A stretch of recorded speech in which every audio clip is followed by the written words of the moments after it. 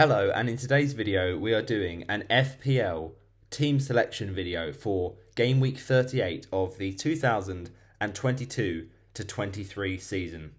What a season it's been. It's been a season of ups, downs, zigzags, sideways moves, and lots of 50-50 calls, which sometimes have really punished, and other times have rocketed me up the leagues. Hello, and today we're doing a live stream. Yes, we're here. It is 12 p.m. on the deadline day, and 4:30 is your kickoff time. Of course, it is a 3 o'clock deadline for these matches today, and it's getting exciting. It's getting properly exciting.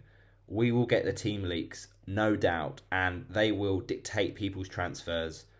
But it's the final day, so look at your mini leagues, work out what can you manage in terms of risk, appetite.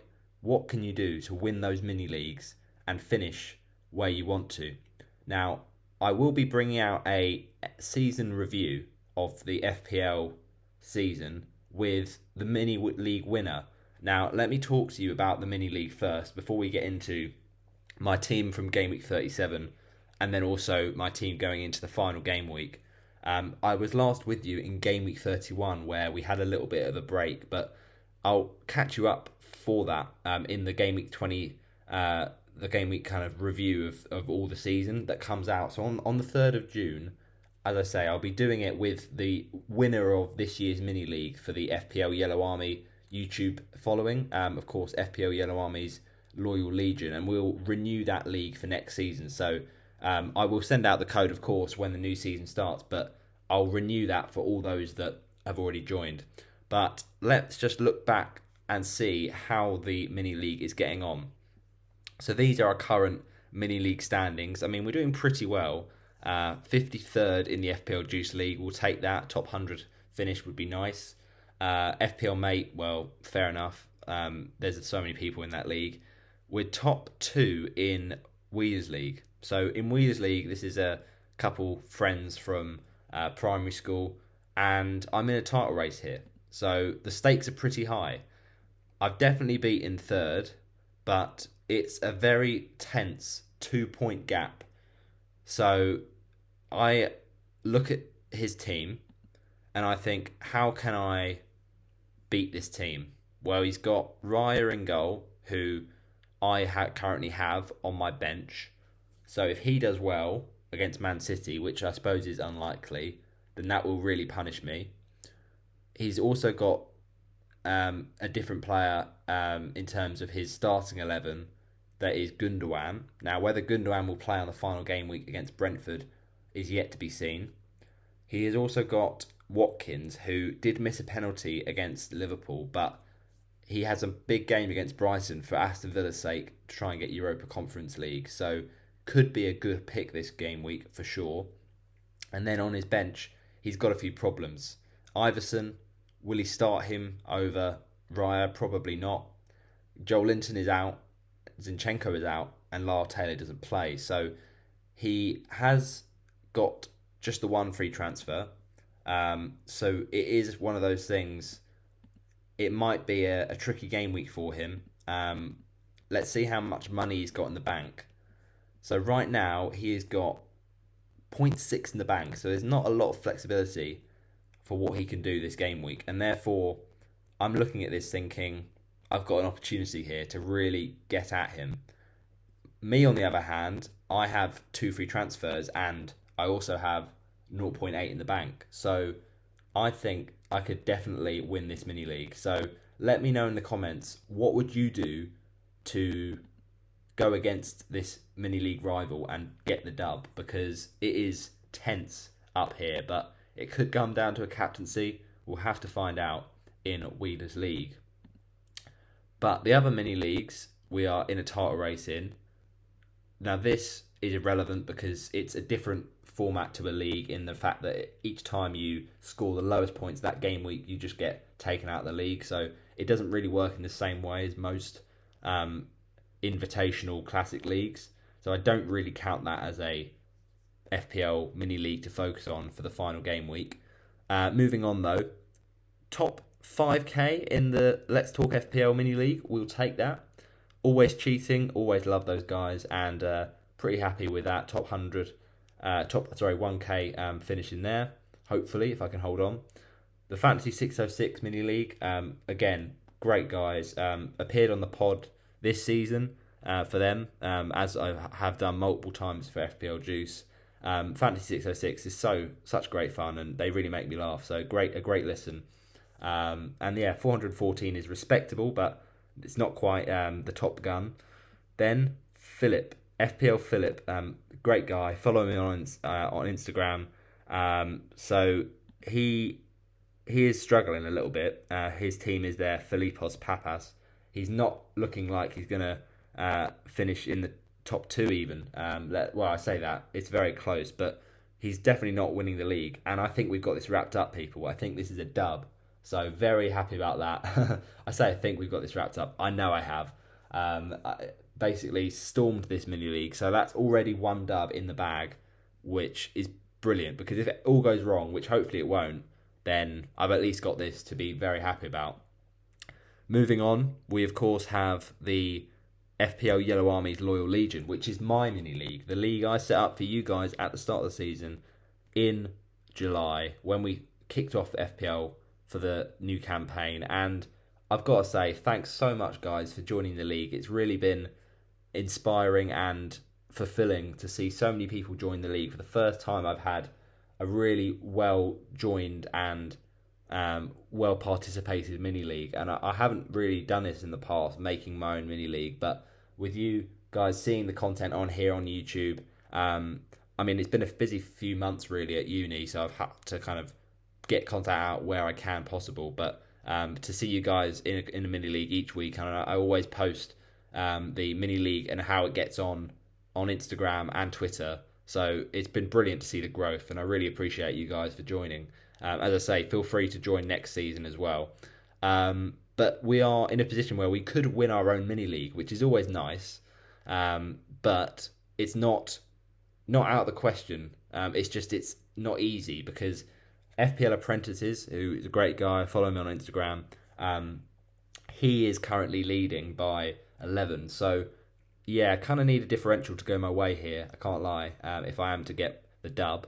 But it's still all to play for at the top there with Bernard as well. And we move on to the official FPL Twitter. Pretty decent, top 1k at the moment, but that's probably going to change. The Match of the Day. So I'm part of the Match of the Day Society, who are absolutely legends, absolutely brilliant. I know a lot of people when they go to university go to their societies. But the Match of the Day Society at the University of Lincoln, I tell you, it is the absolute best. It's so brilliant. You just watch football, and what more can you ask? And it's looking like winning the mini league is probably unlikely. Josh has absolutely smashed it, to be fair to him. So I've got to give a shout out to him. If I pull this off, it will be better than Istanbul. It will be the comeback of the century. So I don't see it happening. But look, second place is still respectable. But that's how we stand there. We also have a little look at how we're getting on in the Bend It Like Becca League. FPL Nozza, again, really like her content. I've got to say, she's on Instagram and on Twitter as well. Really good. And I'm currently in a position where it's not completely impossible, but it's very unlikely. So it pretty much is impossible for me to win this mini league because there's just too many players ahead of me. And fifth is respectable, but I've just not really got the movement these last few weeks to give myself a chance. So might have to surrender this one. But look, still decent season. I'll take fifth place. It's a Europa League place, as they say.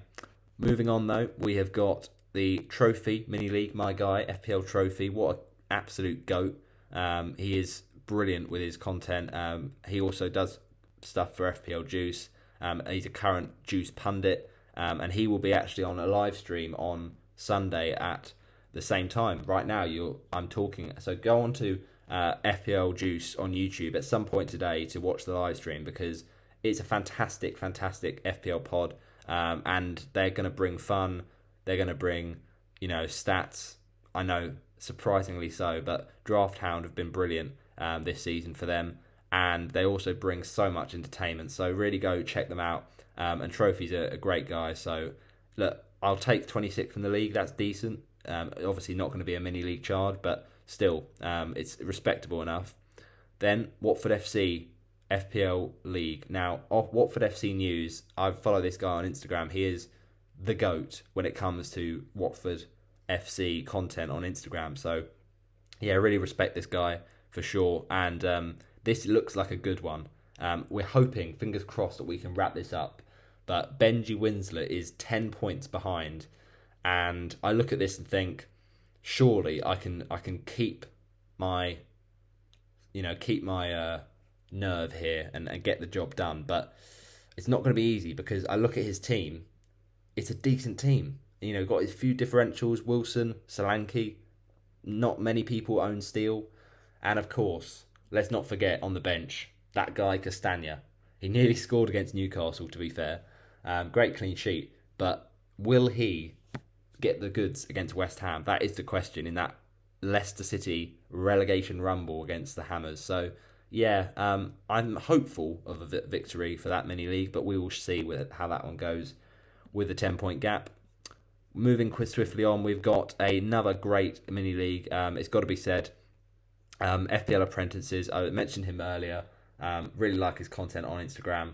But it's unlikely, I think, that we get the dub here, just because there's two players in front of me and the gap is it's too big. Like, it's 29 points or whatever. So I don't see it happening. Or even if I had a great game week, I'd need Fuad to have an even worse one. And look, his team is pretty well set up. I mean, Luke Shaw, a lot of people are in the same position. Will he play? Won't he? We're going to have to find out from the team leagues. But he's got a very well set up team generally this week. And Trippier and Botman if he needs them next week. So, yeah, I'm a bit worried about that. I don't think it's possible. But we move swiftly on to the next mini league. And this, my friends, is where we get very tasty indeed. Because it's not out of the question, but if we could pull it off, it would be wonderful. Zane, you've had a great game week, mate. You've had a great season, to be honest. And if I can pull this off, it would be an absolute daylight robbery. But Tristan, great guy on Instagram, produces great content for Swansea City. But yeah, we'll take the L there. Another one is really interesting right now, and I'm in a pole position to challenge for this mini league, the Dugout Football Channel. Now, I say a pole position. It's not completely out of the question that Glenn from nowhere comes and rescues a situation, but I'm hoping this team from Brian Graydon, I mean, it's very strong, but it's interesting because it features one of the players I was considering bringing in this week, Odsonne Edouard. Now, I really like Edouard as a punt. He's a very good differential shout, but does this put me off bringing him in when I know that I'm trying to win a mini league and unfortunately he already owns him? Now, if I was top, then getting in Edouard would be fine because I'd be blocking him. But the fact I'm behind him, maybe that's a bad move now. I don't know. I'm doubting myself a little bit with that one, but interesting enough. So that's another one where we're in for a running. Fantasy 606, as I mentioned, brilliant pod with Alistair Bruceball, Chris Sutton, and Statman Dave. I listen to it every week, and it just makes me laugh so much. It's fantastic. But I did enter a head-to-head qualifier to try and get into their own Division 1 and Division 2, which is very, very difficult. You basically have to win the qualifier to then get into the head-to-head, and it's really tricky. And to win the cup as well is looking unlikely. So it's not looking good for the qualifier, unfortunately. 21st, good. Like any other season, I'd be absolutely amazed with how good that is. But unfortunately, this season, just not quite. In terms of overall rank, it's been an unbelievable season for me, but just not quite in the mini leagues. A lot of people strong game weeks, the recent weeks. So fair play to you. The Straw League, great league, great number of people in here. And I think the dub, I know the dub is secure. I've been leading all season. Very, very satisfying this one to get the dub over some fellow family members. So very happy with that, Straw League. Thank you very much. And then, of course, we've got the final few. We've got the Bluebird legend. Bluebird, they are brilliant on YouTube. They produce a lot of content, Premier League predictions, a lot of Cardiff City stuff. So, yeah, Bluebird legend, shout out to you, mate. I'm still in a chance of winning this, though. I've got to say, it's very nervy because when I've got third place just 5 points behind me and he scored 93 this week, I mean, that is, talk about making me scared, breathing down my neck a little bit, making me a bit conscious. But Will Lawson, he's got a great team. Has he got enough, though, to win next game week? I mean, look at his squad. It's pretty much identical to mine, other than about 4 or 5 players. You know, it's probably Greenwood, Henry, and Fernandez possibly, and Kepa that are different. It's very, very similar. So it's going to be tough to make gains on Lawton, but let's see what we can do. Ultimately, it's only a 13-point gap, so it's not impossible, but we're going to have to push hard. And then the last few mini leagues, then we've got the FPL pod, official FPL. They always bring out great pods, and this season's been no different. Respectable 347 at the minute, going into the last week. And then finally, WD18, the Watford fan channel. Watford may not be in the FPL season, and they may not for some time with how badly it's gone, but at least I can say I finished in the top 10. Decent stuff. Or I hope to be finishing in the top 10, I should say, because it's quite tight, because you've got a few players there, but I don't think Alex Grokuk is going to catch me, to be honest. So, yeah, it's looking unlikely to get the dub, to be honest. 2-5-5-7, that's quite a gap to get the victory, but we never know. FPL can be crazy sometimes. So those are the current states of our mini leagues, and really that is where we're looking. So in terms of realistic targets to win mini leagues in the remainder of this FPL season, for me, there's only really 4 game weeks that I'm looking at. Only real 4 game weeks that, for me, look likely / feasible to win. So these are the ones that I'm really targeting when it comes to my transfers, my strategy, etc., etc. And they are the following. So firstly, we've got Weezer's League. It's as simple as beat Will. 2 points in it. That is so winnable. And I look at his team. I think he's got injury problems. There's a possible, target there to go and get the dub. I'll probably not be bringing in Watkins anytime soon, because that will not really make me have a chance of overtaking him. The thing about this is that he's only got 1 free transfer and I've got 2, so I can really exploit that. And I'm considering selling one of Mitoma or McAllister, so if I take out McAllister, that becomes a differential for him, so I'm not too keen on doing that. So for me, I'm looking at probably bringing in a replacement for Mitoma and a replacement for Alvarez, but who those players are, I do not know, because if I look at it, Alvarez could start this week, for sure, it's possible. Equally, so could Mahrez. But I think I'm going to keep Mahrez on the fact that he's just been a bit more consistent than Alvarez. Now, Alvarez did score against Chelsea, but I think Mahrez could go big against Brentford. I've just got this feeling. So I'll probably be selling Mitoma and then selling a bit of Isak for... Oh, I say Isak, maybe Alvarez. It's one of the two. We'll have to wait and see. But yeah, those are the plans for that first mini league target. 2 points in it. It's got to be realistic. The other mini league I'm going to gun for is, of course, the Dugout Football Channel. Very, very close in this one. 3 points, very similar position. I mean, look, I'm going to look at what Glenn is doing.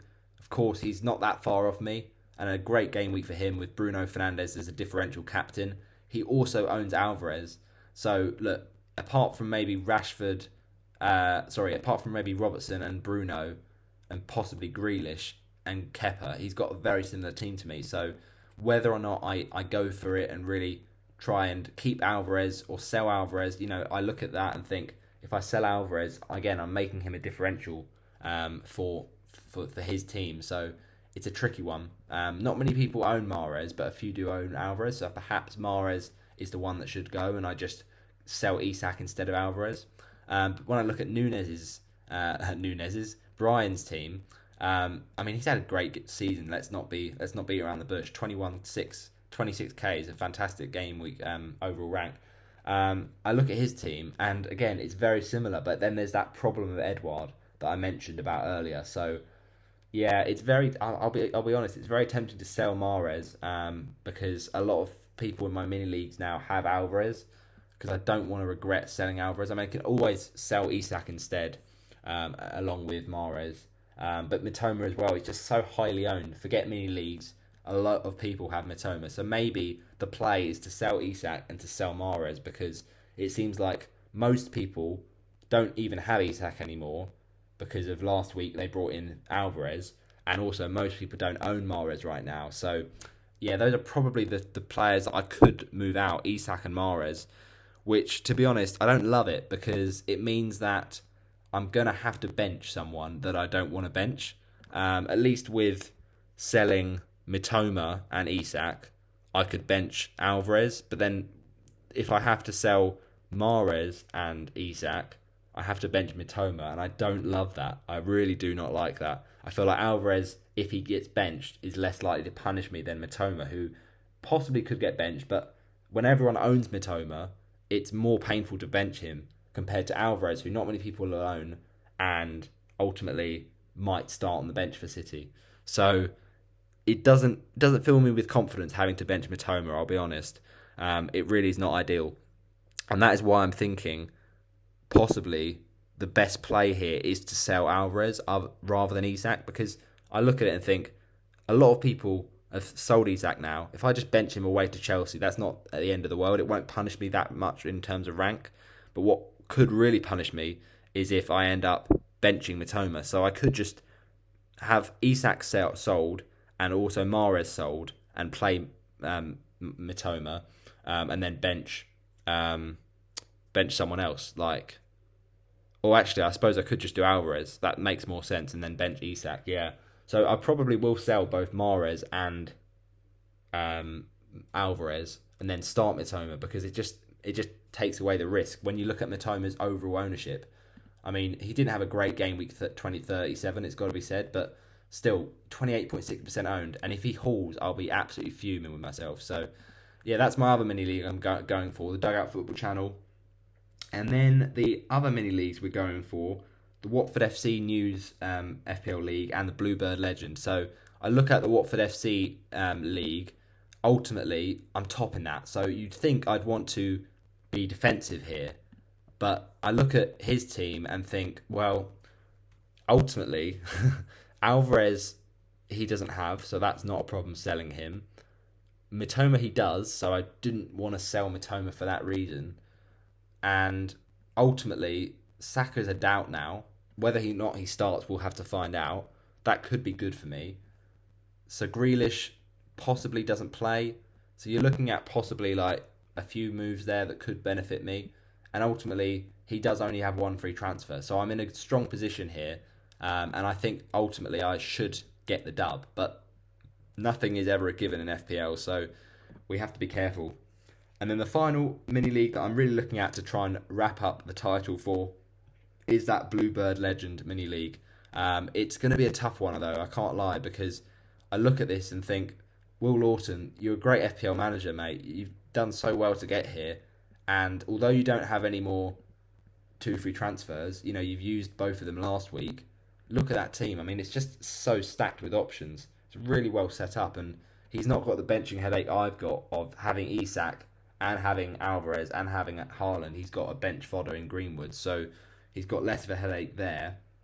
But then I look at it and think, well, how much money has he got in the bank? It's not the worst thing for him, really, because he's got money for 1.5. If he wants to upgrade Greenwood, he can do. But equally, he could move on someone like Isak to a bit more of a expensive striker. So I look at it and think, if I sell Isak and then he ends up keeping him and bangs away to Chelsea, which is very possible. You know, I'm looking at benching Isak or selling him. But if I end up benching him and he hauls, that will be terrible for this mini league. So it's a tricky one. It feels like with Mitoma, Isak, all of these players that I could possibly look at selling, it's hard to win in all scenarios because a lot of people own different combinations. So therefore, it's a tricky one to know what to do. But ultimately, it all depends on that team news. It depends on that team news that we get, hopefully, a few minutes before the deadline today. We'll just have to see how that comes. Um, I just hope that it's not another team leak troll. And what I mean by that is, ahead of the Man City game on Thursday night? Wednesday night. A few FPL accounts on Twitter were just basically, they were teasing about the mini league. About the leaks for the Man City game. And yeah, I understand it. If you have team news, you kind of want to get that following, you want to get that attention on Twitter, you want to get the likes, and you want to kind of tease people, say, oh, Man City have put out a strong team today that can be good enough to beat Brighton. Well, that tells you nothing. It's like, can't you just tell the business? Like, if you have the mini leagues, if you have the team leaks, just be honest. Like, you don't have to give all the team leak at once, but just give some truth, give some information to your followers, because then it just gets to a point where you're just poking fun at it, and it's just not. It's just a bit irritating for a lot of people, and I don't think it's a massive issue, but I just think it's getting to a point where team leaks is becoming a bit of a sticking point really in FPL, and it's not the best thing. So people are talking about next season change the deadline to straight away when the games kick off, and I actually really like that idea because it means that no one has this advantage. Now I'm going to look at it and say I love it when team leaks come through, of course, because I like to know what plans to do, and especially in Gameweek 38 a lot of people will always get team leaks. But I do think it is ruining the kind of spontaneity of this game. What we love is when we have a plan, we go for it, and we live in the moment. Whereas these mini leagues are kind of taking that, these leaks are taking that away a little bit, because it means that we know what we need to do. Everyone's doing the same thing, and it doesn't have that variance. Whereas if we each have our own individual strategies, we stick to them regardless of what team news we hear, which obviously wouldn't be there if it was the right deadline, then it feels like the game is more of an even keel and more competitive. But that's just my thought. Get yours in the live chat below. But yeah, ultimately, it's not going to be easy to beat Lawton in this Bluebird Legend League, but that is how the mini leagues stand going into Game Week 38. So before I do look at my Game Week 37 result and Game Week 38 mini league situation, let's go back to mini leagues and look at the situation in my own mini league. So as I mentioned, I will be doing a match FPL season review on the 3rd of June. And it's looking like it's going to be with one of Mike, Bernard and FPL apprentices. Now, of course, if I end up winning this mini league, then it's just going to be me on that FPL season review, which will be a bit boring. So I'd like to win mini leagues, of course. But for this one, I actually would like to give it to someone else. I'll be selfless for once. And it'd be great to see either apprentices or Bernard or Mike especially. If you are watching, Bernard, I don't know your Instagram or Twitter handle, so just message me and let me know if you do end up winning the league, so we can get in touch about a possible collaboration on the FPL season review. But look, I think those are the teams in the running. It looks pretty unlikely for anyone else, but I don't know. It's one of those things. It's going to be interesting to see. The other thing I was going to mention as well is that this season I decided to do a Division 1 and Division 2 kind of format. So let me just kind of update you on that, because we talked about that a long time ago, back in Game Week 4 or 5, I think. I talked about it in one of my videos towards the end of it. And we'll just kind of update you on that. So what I said at the start of the season, when the season kicked off, was that I was going to basically sort everyone in terms of those that joined the mini league in the start of the season into Division 1 or Division 2 based on their previous FPL finishes.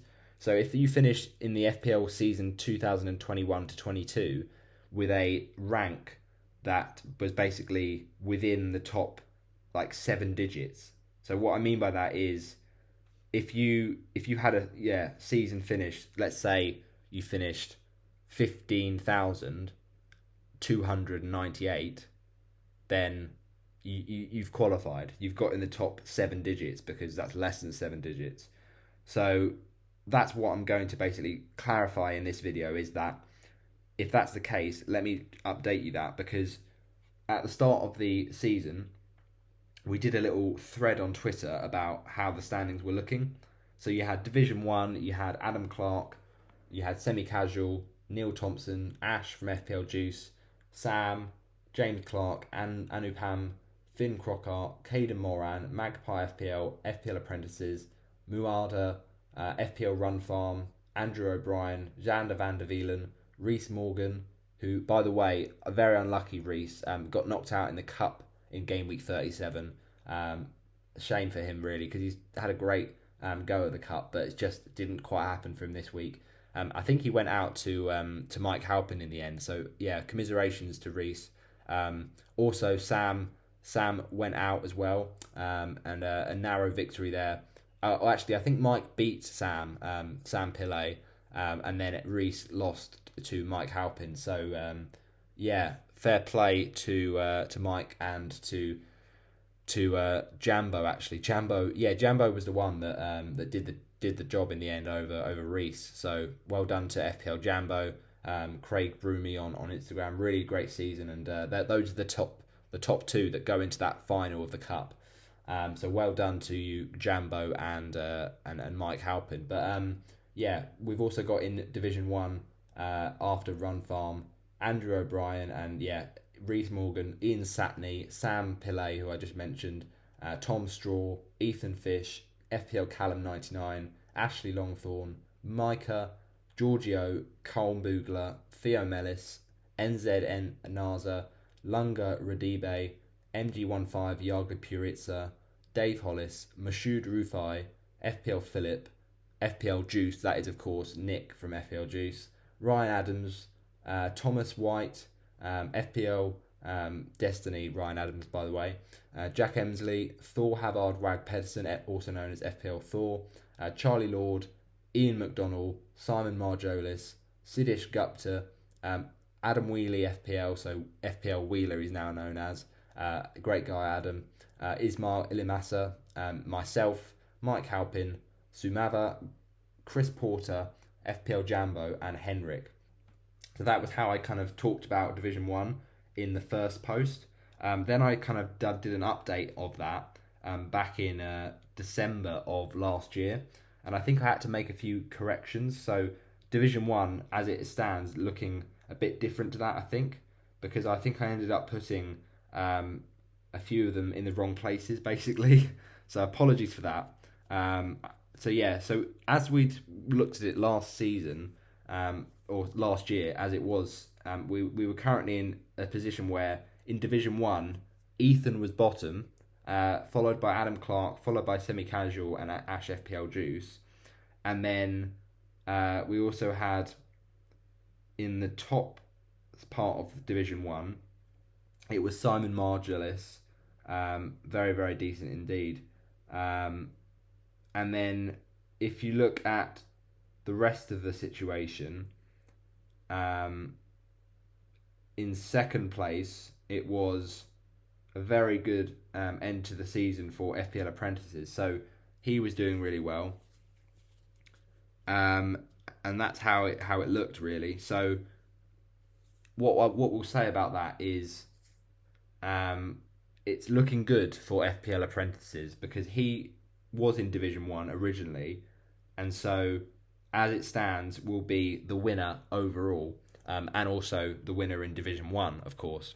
But in Division 2, let me talk to you about that because, although you're not going to win the mini league, to win Division 2 is at least good because it does give you something to shout about. So at this point that I did that post back in the 12th month of the year, December last year, at that point in time, the team with actually the most overall points in Division number 2 was actually James Walton. So he at that point was actually winning the overall mini league, and he had a point where he's going to do great things. I think he was ranked 260 in the world, a fantastic point in the season, but unfortunately fell away a little bit. So at that point he was top of Division 2. But now the situation is, if I look at the people in this mini league as it stands, basically, like all these people, like Ismail Ilamasa, for instance, I think I talked about him earlier. He's in Division 2. All these people, And I look at the kind of rankings. Thomas Moore, he's in Division 2. Sumava Gangapahai, he's in Division 2. All these people, Iso Tar as well. So if I look at the kind of top 10 and people that are doing well this season, and then work out those people that are doing well, how many of those are actually from Division 2 based on their ranks from last season, I'm pretty confident that the people that are going to be top of Division 1 is, as I mentioned, FPL apprentices. But Division 2 wise, it's looking pretty good. It's got to be said, it's looking pretty good for a good finish. Because I think all these people are Division 1 mostly. I mean, that's the way that the FPL has gone this season for the mini league, is that Division 1 has been well dominated by those at the top. So you just got to say fair play for that. It's not easy to stay up there, but they've done really well. So fair play for that. But I think, as far as I'm aware, I think Bernard last season, did he finish? Did he finish on a seven figure rank? Because I can't seem to see him in Division 1. But maybe I'm wrong there. To be honest, I could be wrong actually. Yeah, to be honest, I think Bernard last season. I can't actually see him now. Sorry about this, people. Oh yes, okay, no problem. Yeah, Bernard. Fair enough. That's fair enough. Okay, so Bernard actually didn't have a overall rank, I think, in the previous season, which is quite interesting. So it just shows how good of a season he's had this year. For that reason, I'm pretty sure that if I go into the mini league, so his previous game weeks and seasons, he didn't play in the last season. So I think I must have automatically put Bernard in Division 2 for this very reason. For some reason, though, I just cannot seem to find his name, which is a bit of a pain, but it must have been some sort of technical hitch that's meant that's happened, because I just couldn't find his name, but I'm pretty sure that's where he would have been. So apologies for that technical hitch. So then the next person really that is finding themselves in that top spot in the divisions, as far as I'm aware, I think it's Ashley Longthorne. I'm pretty confident of that because Ashley Longthorne, I'm pretty sure, is in Division 2. Let me just check that for you, people. We've also got Henrik and Ashley as well. And Henrik is also up there. But I'm pretty sure Muhaza was also in the other mini league. Yeah. Interesting. Very, very interesting. So basically a lot of people were in Division 1. So you just got to commend them. Like, it's very impressive. So yeah, Bernard 100% was in Division 2. So I think that means Bernard has pretty much wrapped up the top title for Division 2. So fair play, Bernard. So basically, with that result for Bernard pretty much wrapping up Division 2, that does mean one thing and one thing only. And I'll tell you what that means. It means that for this season, so I sent out a post earlier on in the season, and it was basically recapping what that meant to finish in Division 1 and Division 2 in this way. So when I did it at the start of the season, I said how the winner of the FPL Yellow Army overall mini league gets shout out across all my social medias and also features, as I said, on my end of season review vid, and that is, as it stands, FPL apprentices. And I also said that the cup winner got promotion to Division 1 for next season. So as it stands, it's between one of Mike Halpin or FPL Jambo, Craig Broomy, to get the FPL Cup and get into Division 1 for next season. So that is one of the two. And then if you finish in the top 2 in Division 2, you actually get promoted to Division 1. So I now need to look back and see who it actually is who is going to be finishing second in Division 2. We've already got Bernard, but I'm pretty sure the next person, if I have done this correctly, um, let me just double check for you people. I'm pretty confident of this, but let me just make sure because I don't want to get this wrong. It's one of these things. It can be easily done. So if I look again at Division Two, yeah, it's very tight up there. It's very tight up there. So James is also there, but he's not quite directly after Bernard. Mike Halpin is definitely in Division 1, I'm sure of that. Simon is also in Division 1. Then we've also got no FPL. Yeah, it's funny to think actually. I was thinking this, that when I said about earlier how Simon was top of Division 1 back in December, he's had a bit of a slip, and FPL apprentices has really come out of nowhere. So fair play to you, mate. Really impressive. So yeah, FPL apprentices, great season. But in terms of second after Simon, I think no FPL. I'm pretty sure no FPL is maybe no FPL is the one that's in Division 2. Actually, that's possible. You know, it is possible. No, I'm pretty sure Division 1 is where no FPL is, because I think I would have seen him earlier on. So my guess is that's the way around it is. Um, just trying to find no FPL, to be honest. It's not easy. Um, can't see no FPL anywhere. Perhaps he's not even on here, but he should be.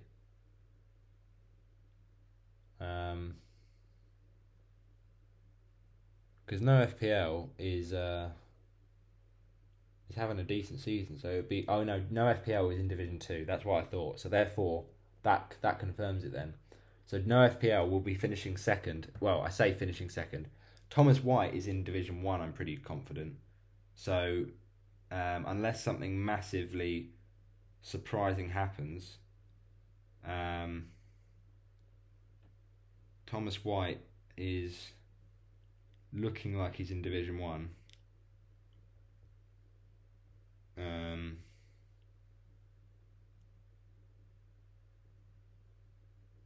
Yeah, there's no way Thomas White is in Division 2. I don't buy it. I really don't.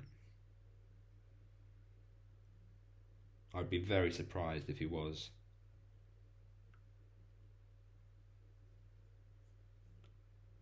Because he can't be, can he? Because he's had such a... Yeah, Thomas White's not in Division 2. Didn't think so. So it's basically... It's then no FPL, and Craig Broom is on 3 points less. And Craig Broom, FPL Jambo, definitely is in Division 1. So, yeah, I don't see... Unless it's Ashley that's in Division 2, that's the only other contender. I wonder where Ashley is actually, because if Ashley is the one, then it looks like it will be a fight to finish in second in Division 2 between Ashley Longthorne and no FPL, but I don't imagine Ashley would be there. We know FPL will be there, but is Ashley? That's the question. I don't think he is. I'm pretty sure Ashley would be in Division 1. Yeah, Ashley is in Division 1. So then it comes down to Henrik, who, again, I'm pretty sure he's in Division 1, but I might be wrong there, to be fair. I might be wrong there. Have I seen Henrik recently? I don't think I have, to be fair, so he might be the missing piece.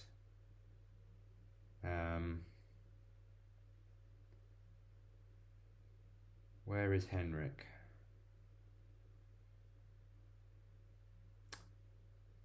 It's a tricky one, this one. I can't lie, because there's so many people, and it's just getting in my way a little bit, so I'm losing track a bit. But we will get there, people. Don't you worry.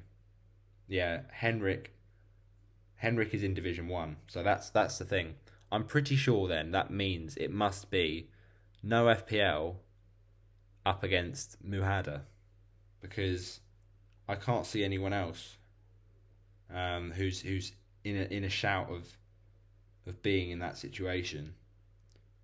Um, but perhaps Muhada's in Division 1 as well. It seems that everyone basically in the top 10 or so seems to be around Division 1. So yeah, it's very impressive. Yeah, Muhada is in Division 1, so that runs the rule already. Very, very impressive. Adam Clark, maybe he's the one. James Clark is Division 1 for sure. Whether or not Adam Clark is another thing entirely. Adam Clark. Adam Clark is... I think he's also in Division 1, I'm pretty sure. Yep, he is. So then I think it might be FPL Thor. But is FPL Thor in Division 1? Yes, he is. So it's possibly Neil Thompson. Is it Neil Thompson? No, he's in Division 1.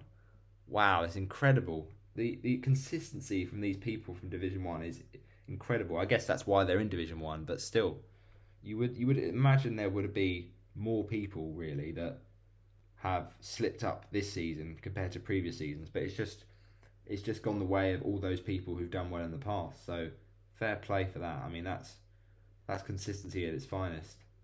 And we've got another one to Division 1 here, Sidesh. Rupert, FPL semi-casual, again, Division 1. Jander van der Wielen, I'm pretty sure Division 1. Chris Porter. Chris Porter's had a great season as well, I've got to say. Fair play to you, mate. Really good stuff. Again, Division 1. Charlie Lord, again, Division 1. Colm Boogler. Now, Colm Boogler, I think, actually, is also Division 1. So, we're not really getting much further than we thought we would here, to be honest. Bit of a bummer, can't lie. Where is Colm Boogler? Is he Division 1 or Division 2? Let us find out, people. Because I honestly believe that this means one thing and one thing only. And that is that the next opponent is pretty much out of the mud.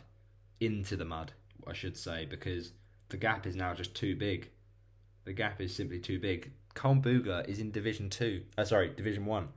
So yeah, literally, Division 1, Colm Boogler, and I don't think I've seen a single person in Division 2 outside of no FPL. So therefore, my friends, I think we've decided it's wrapped up pretty much.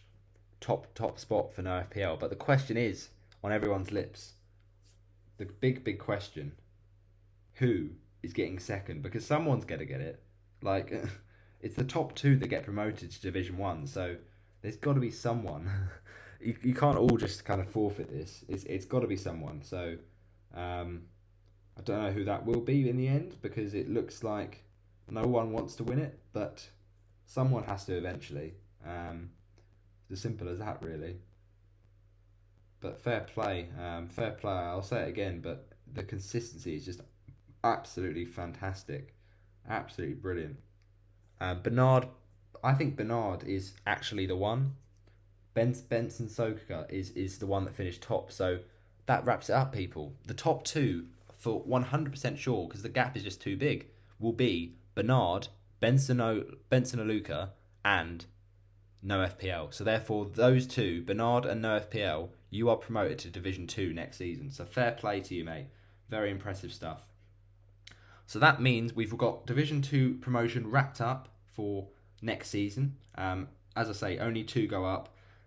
The other thing I mentioned in the original tweet that I did all the way back in August was the fact that this season, as well as the fact that the top 2 in Division 1, Division 2 I should say, get promoted to Division 1, you also got that the bottom 3 of Division 1 get relegated to Division 2. So now the process starts where we work out who finished bottom of Division 1, or who looks to in line to finish bottom of Division 1. I can't lie, this is a bit more of a tricky one, because if I go all the way back down to the bottom of this mini-league, you've got some good people here. You've got some really, really good people here. But I hate to say it, Ethan, you're going to finish bottom, mate. Division 1, it's not gone well for you. You're pretty much, well, not pretty much, you're very much relegated. 18 points last week, not looking good. Ethan, you are down to Division 2, my friend. The other person that is currently in the mud is Casper Allen. Now, Casper Allen, whether or not he is in Division 2 or Division 1, I don't know. So I'm going to have to check that for you people, just to kind of clarify, because if he actually end up being in Division 1, then that will be the second relegation spot taken. But he is in fact in Division 2, so for that reason, you are not the one to go down with Ethan. It's Ethan Fish so far. Thomas Tuchel, I wonder if he's actually a ex-Chelsea fan or a current Chelsea fan with that name, I wonder. But Thomas Tuchel is interestingly also near the bottom there. And I think that Thomas Tuchel, might be Division 1. I just get that feeling. Because I don't think I've seen him. Oh no, he's Division 2. Okay, once again, it's just Ethan going down so far. Josh Watts. Now, Josh Watts, I look at that and think, Division 2. Yep, I'm correct. John Salim. Now, John Salim, I think, might be Division 1. Because I haven't seen him for ages. So yeah, possibly actually. No, John Salim's Division 2. Again. Bradley Lawson. Come on, Bradley. It's your time to shine, mate. This is it. Don't mess this up. Bradley Lawson, Division 2. Brilliant. Okay. No one wants to go get relegated with Ethan, do they? It means it's all to play for, I suppose. I mean, I say that. If Sean Murray is next, he's in trouble because he's 60 points off. Sean Murray, not the ex-Watford player, Sean Murray, but Sean Murray, actually, let's find out if he's in Division 1 or Division 2, because if he is in Division 1, then he's relegated. It's as simple as that. I can, in fact, reveal that it is shown Sean Murray to be in Division 2, so he gets away with it big time. He doesn't get relegated, stays in Division 2. Dipro Mukherjee, great team name, by the way. When do I quit this? It's fantastic. But Dipro, great name as well, Dipro. What absolute cracking name. Dipro, I think, might be in trouble. Might be in a little bit of sticky trouble. Because they, I'm pretty sure, are in Division 1. I don't think they've had a great season. I could just look again to clarify that for you people. So yeah, let's have a little look at Dipro, because Dipro just doesn't look like he's in... Oh, maybe he is in Division 2 then. Yeah, actually it's possible. It's looking very likely. Yep, he is in Division 2. So therefore, Dipro, again, you get away with it. No one wants to join Ethan in the relegation. So it's pretty tricky for Ethan at this point. He's actually the only one so far. Deepan Karki, I'm wondering whether or not he was in Division 1 or 2 at the start of the season, because looking at it, if he is in Division 1, then the writing is on the wall. Deepan Karki, where are you, mate?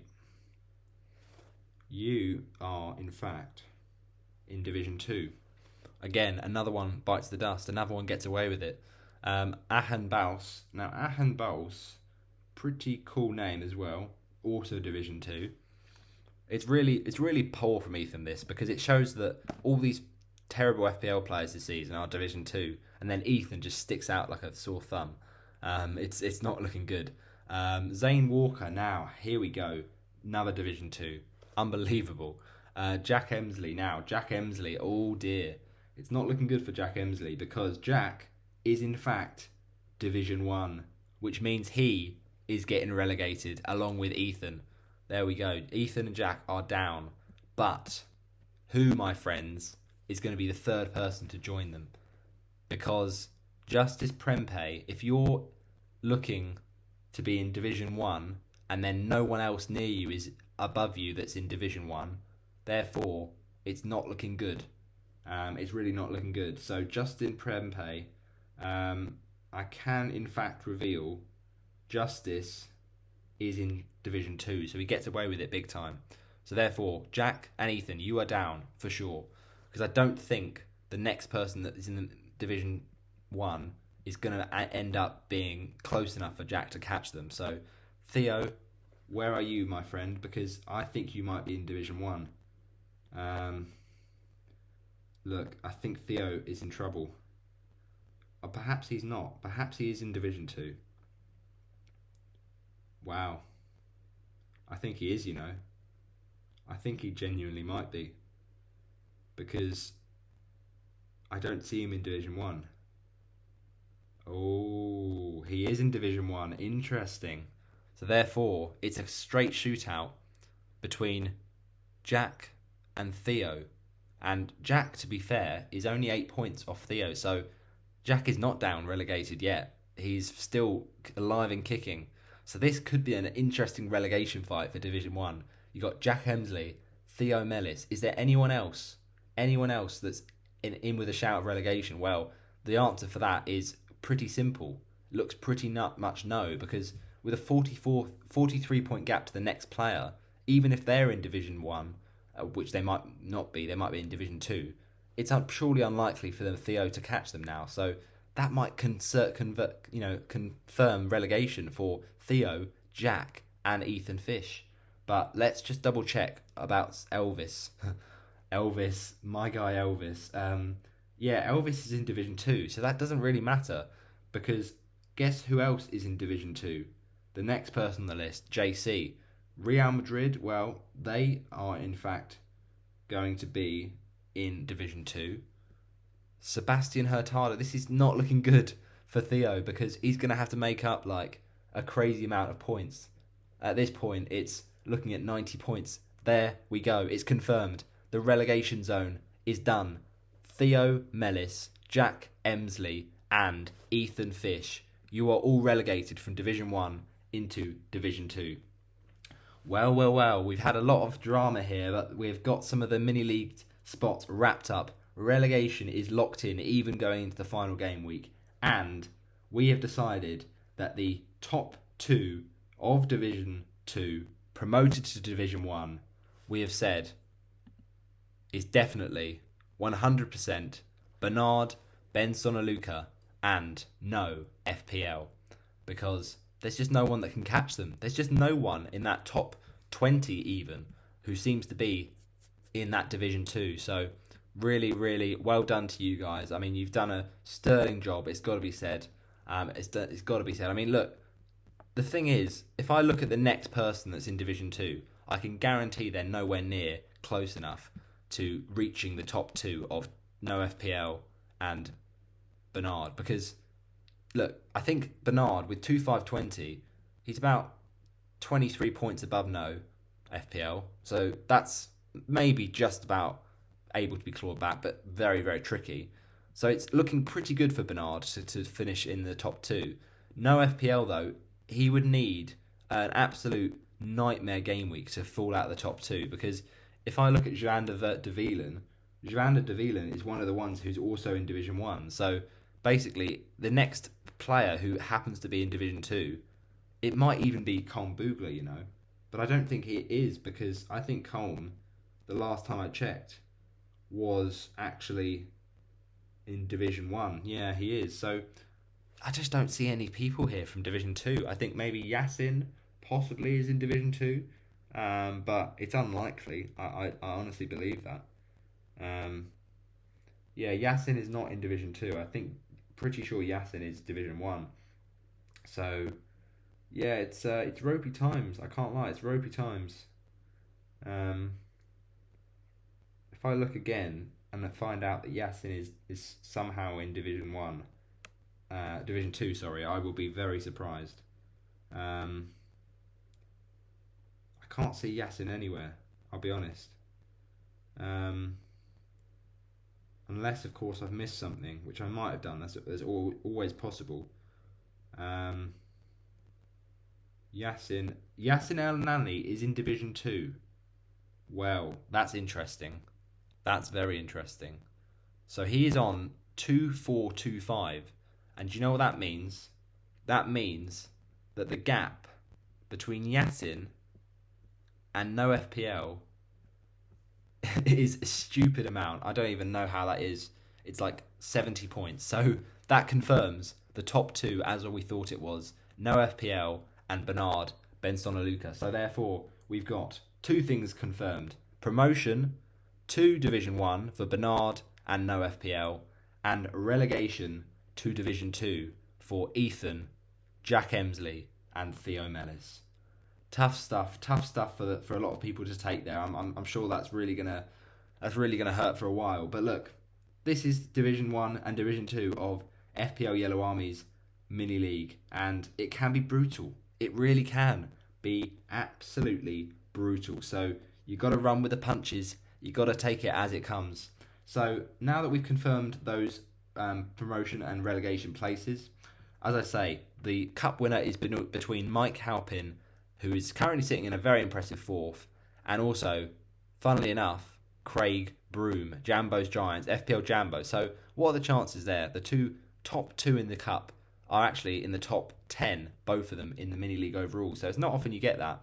Just a good sign of their good respective seasons. But commiserations to Reese. Reese, of course, had a great go of it in the cup, as well as did Sam Pillay, who's had a decent season himself. So, yeah, very interesting stuff indeed. That wraps up the promotion and relegation. And it's just now a matter of who's going to win the mini league, really, and who's going to win the cup. So, thanks for watching my FPL. No, I'm joking. Don't you worry. We got till the 3 o'clock deadline. We're not going to just end it there. Of course not. No, it's team news. It's team news and ticks. That's my FPL account now. No, I'm joking. I don't leak the team news, but we will lock in a team. Don't you worry, ahead of that deadline today. But remember that the prize for that league winner could be FPL apprentices. Who knows? It could even be Bernard. Benson and Luca. If he gets both promotion to Division 1 and wins Division, well, the entire league, not just, looking at the mini league, but also promotion, that would be an unbelievable season. I mean, I look at it and think, probably out of the running for Mike now. I think for him to somehow bridge the gap to FPL apprentices, I think is unlikely. Possibly, I mean, 16 points is not a lot for Bernard to bridge, but maybe it's asking a little bit too much. Maybe, 22 points. I mean, it's not out of the question for Mike, but I don't see it happening. And I think Simon is far too far back. I just think 31 points is too far. But there we go. That's how we're looking. So yeah, league prize for the winner. You can feature on all of my socials and shout out. And as I say, feature on that video, end of season review, 3rd of June. Don't miss it. Get that notification bell smashed on for sure. So yeah, that was how we sorted kind of the Division 1 and 2. As I say, I've tweeted about it plenty of times. You can go back and see the threads. I actually did a tweet quite recently on the 26th of May saying about, I recently just received 1,500 followers on Twitter. So massive thanks to everyone in the FPL community, especially on Twitter. If you follow me and you don't already follow me on Twitter, it's at RobertoHollis9 on Twitter for FPL Yellow Army. It's just such a great community. Honestly, I love it. So yeah, that's how things are looking. We will be announcing that whoever wins the League Cup, don't forget, will get promotion to the top division of the league for next season. So what are you going to say about that? Well, ultimately, we've got ourselves in an interesting situation where the two in the final of the Cup, who are, of course, Mike Halpin and Craig Broom. Well, I can tell you that Mike Halpin's already in Division 1, so he actually doesn't even get what the FPL Cup awards you, which is a promotion. So you can't get promoted from Division 1. There is no Premier League. It's Division 1 and Division 2. So unfortunately, Mike, I'm sorry, but that's not going to give you a promotion. You're just staying Division 1. But you will stay in people's FPL minds as an FPL legend if you do end up winning the Cup. So fair play. That's a great achievement. And to finish top 10 is still a great another season. Whereas on the other hand, for Craig Broom, FPL Jambo, he's also in Division 1. So it's a bit of a dead rubber when you think about what the Cup could have meant. Just imagine the absolute scenes of the underdog Cup win for one of the teams in Division 2. But it wasn't to be. Therefore, it's just about personal pride now between Mike Halpin and Craig Broom. But yeah, that's how we're looking. Really, really interesting end to the season. I think ultimately it's about how I make up the gap now with the mini leagues that I was talking about. It's a big one. There's a lot of strategy in this, and I look at it, think, do I overthink it? Am I overthinking it right now? Do I just make my transfers and just hope and pray? It's possible. It's very, very possible, but we'll have to see. So let's talk about my Game Week 37 then, shall we? Let's get into it. So I left you on the last video talking about Game Week 31. It was a pretty tricky Game Week 31, I can't lie, because the same game week, my guy Bukayo Saka ended up missing a penalty. I mean, he's my boy, Bukayo. I mean, what a guy. He's been epic for Arsenal this season. But this was really the beginning of the end for Arsenal this game week, because really I ended up having Saka on the thumbnail of the video, and he ended up missing a penalty. So not good luck for him.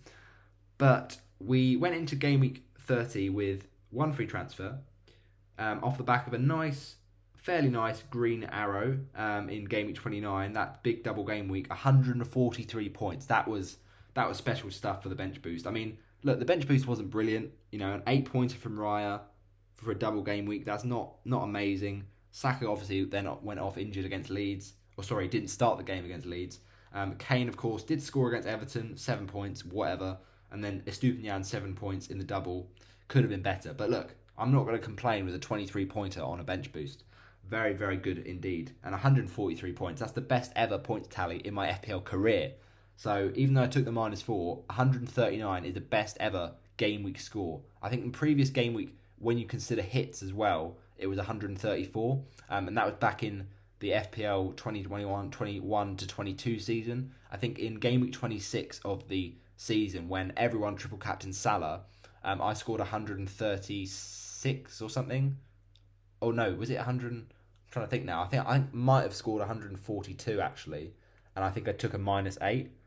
So I basically ended up getting to around about 134, 136. So it must have been maybe 140 that I scored, and I took a -8. Now hang on, that doesn't add up. I think the maths of it was 134. So what I might have done was taken a -12 and got 142. But again, the maths doesn't add up. The point was 139 is the best ever after hits and just generally overall point score I've got. I mean, I got 146. I think 146 was actually what I got. So that explains it. I took a -12, I'm pretty sure, in that game week. And then the other one was in the double game week 36.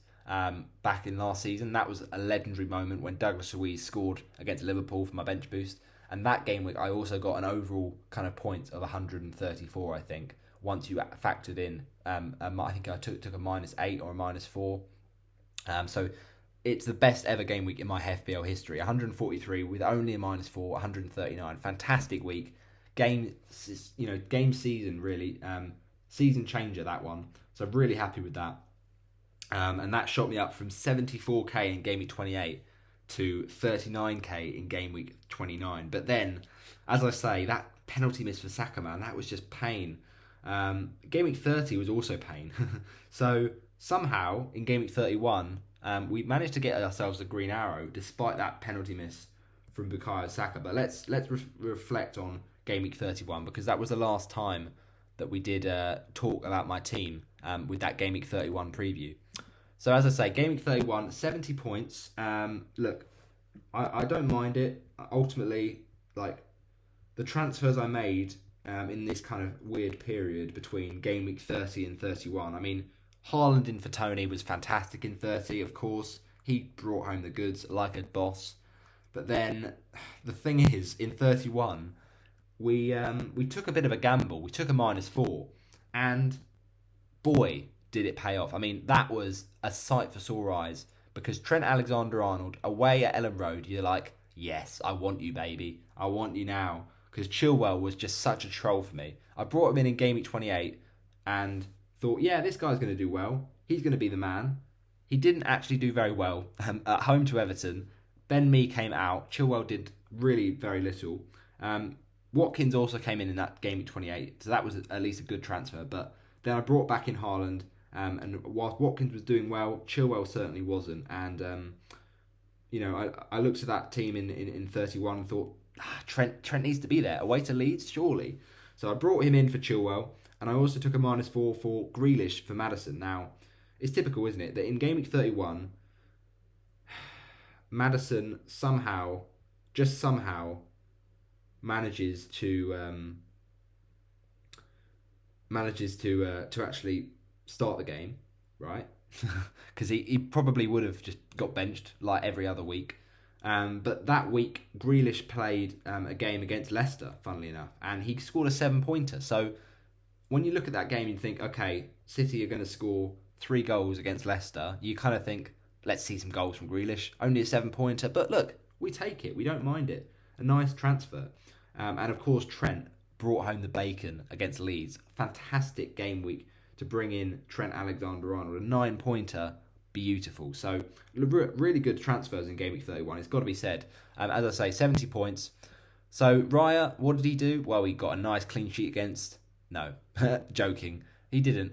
Really let me down. I looked at the fixture and thought, yep, this is the one. But still, to get 2 bonus points, despite all of that, 5-pointer in a game he concedes 2, you love to see it. It's like he's been keeping a clean sheet and got booked. I mean, that's just amazing. Trippier. For once, Trippier, man. Why are you suddenly turning into a bad FPL asset? I mean, it's crazy. You've been amazing all season. You've been so consistent. And now you decide to start not doing the FPL points. I mean, it was just a big shocker. I mean, Aston Villa have been a good side this season, but still, Trippier's been so good all season. Like, where's this come from?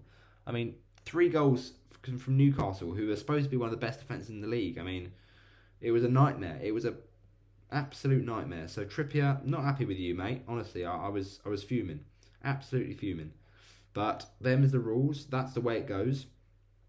Really, it was a weird kind of spell for Trippier because between game week 22 really, and game week 27, he had just 1 assist in that time. And then we also look ahead to game week 29. That was a nice one against Man United, a 12-pointer. But then after that Man United game, he just went on a run of being really bad. And part of that run was this Villa game. A 1-pointer is not nice. And didn't get another attacking return for another... I mean, oh my days. So he didn't get attacking return the second game of game week 29. And then didn't get another attacking return until game week 36. Which, you know, we were only just past a few weeks ago. So it just shows how bad of end of the season it has been as Trippier. But look, he's still been so consistent. So as I say, Trent with those 2 assists, my guy. Estupinian. Now, he will go on to punish me later on in a game week we'll get to. But, of course, the 1 week I backed Brighton all guns blazing against a terrible Chelsea side. Chelsea decide to score. And it's the jammiest of goals from Gallagher. It's just a deflected strike, so whatever, just whatever. Midfield, McAllister, Mitoma. I mean, how these kids are not scoring against this terrible Chelsea side? They look so good on the eye, and Mitoma has just been Mr. Frustrating, high upside, expected points haul, and no returns. It's just, he looks a fantastic player, he just can't get the FPL points. But we stick with it. McAllister as well, unlucky. I mean, of all the players to score in that Brighton-Chelsea game, it's Enciso. I mean, what a goal, you got to say. Enciso scores a banger, and he also goes on to score another banger, which could be in contender for goal of the season away to at home to Man City, which we'll get to. But look, ultimately, no points from the Brighton lad. Disappointing. We mentioned about Grealish.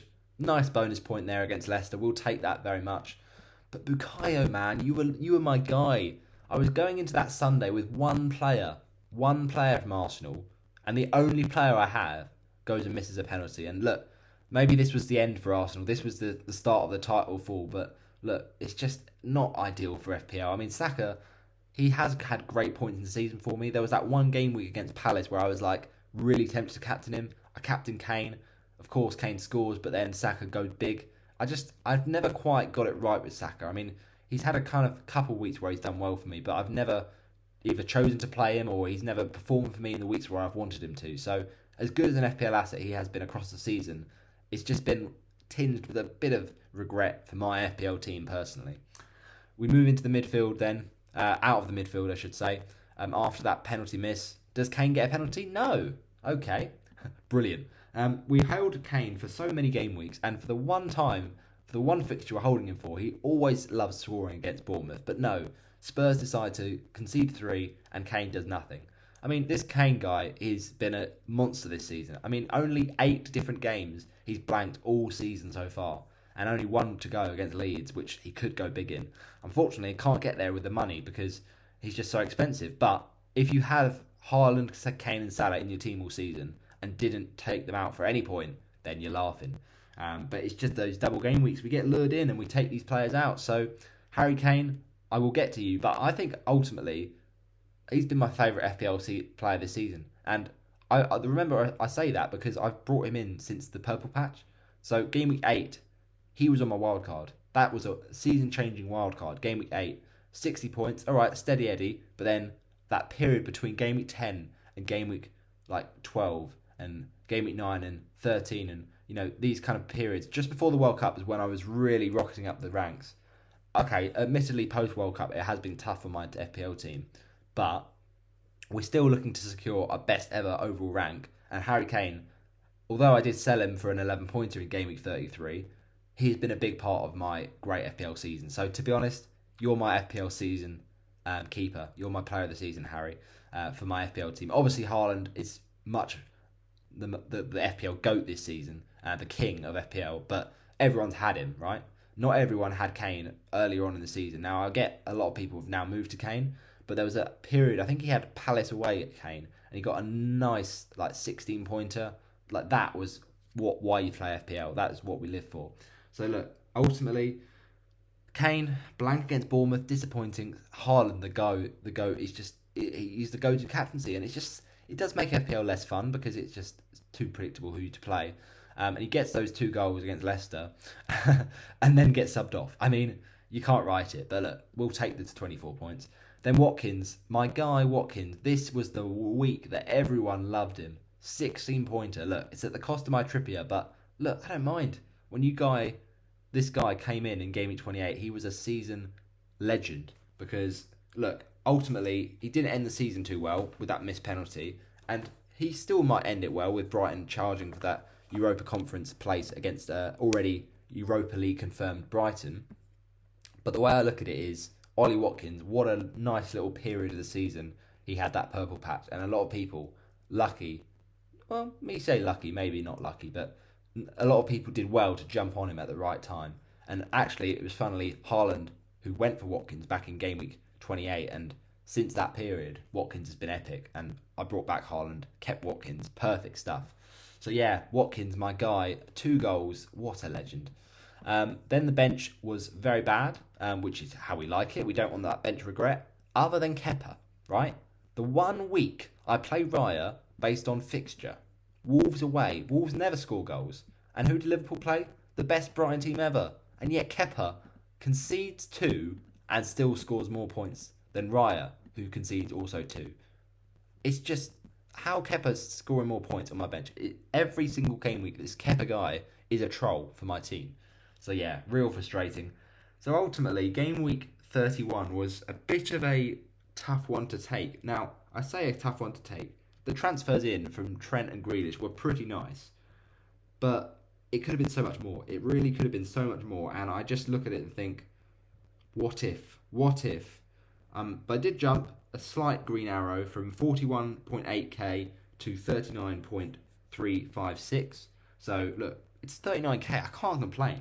We move into Game Week 32 though, and it's a big game week because we thought this is the time to play the free hit because a lot of players were out due to blank Game Week 32.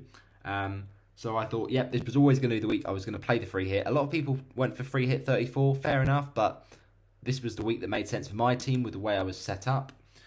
And there were a few regrets in this game week, I can't lie. One of them being Timothy Castagna. Now, all week I had Castagna in my free hit team. I listen to FPL content on YouTube, and they keep telling me, go for best defenders, like Arsenal players, like Liverpool players, maybe even Palace players. Don't get Leicester defenders, because they can't defend for their lives. They're letting in goals for crazy time. And I just liked Castagna, not because I thought he kept a clean sheet, because I thought he maybe gets an attack and return against Wolves. What happens? I get influenced by the content creators who keep saying Castagna's not a good option, and I take him out of my team. and I watched the deadline stream. My team's already locked. I decided it a couple minutes before the deadline passes. I start seeing people like Let's Talk FPL, the legend that he is, saying, "Oh, don't get Castagna. He's a bad pick." And then he ends up actually leaving him in his free hit draft. And what happens? Castagna scores. So if I'd have just listened to my gut, which said Castagna is attacking that attack, for one game week, it's only a 1 week punt on a free hit. Just get Castagna, like a lot of people did. And of course, Castagna scores. So that was probably one of the most painful moments of the season. But we'll get to that. Let's start off with 65 points, though. Look, ultimately, green arrow, but a very, very small one at that. So it went from 39.356 to 38.255. 65 points. Looks above average, but I could have done more. Goalkeeper, though, absolute king. He was the template pick. Now, ultimately, I'm happy it went there because it was one of those things. I looked at him and thought he was the one, but there was a few other options, and I'm just glad that Johnston brought home the bacon for me. Really nice stuff. Bonus points galore. Lovely stuff. The defence. Now, I was always going for a Palace double up because I really fancied a clean sheet at home to Everton. That's exactly what I got, and I was very happy to do so. But Mitchell, my guy, why are you getting yourself booked? There's no need for that. Apparently, the Palace defender to own this game week was actually not Tyreek Mitchell, but it was instead Joel Ward. Yep, Joel Ward. I don't know how that happened, but he ended up having another great game week in game week 37 as well. So, yeah, a bit of an odd one.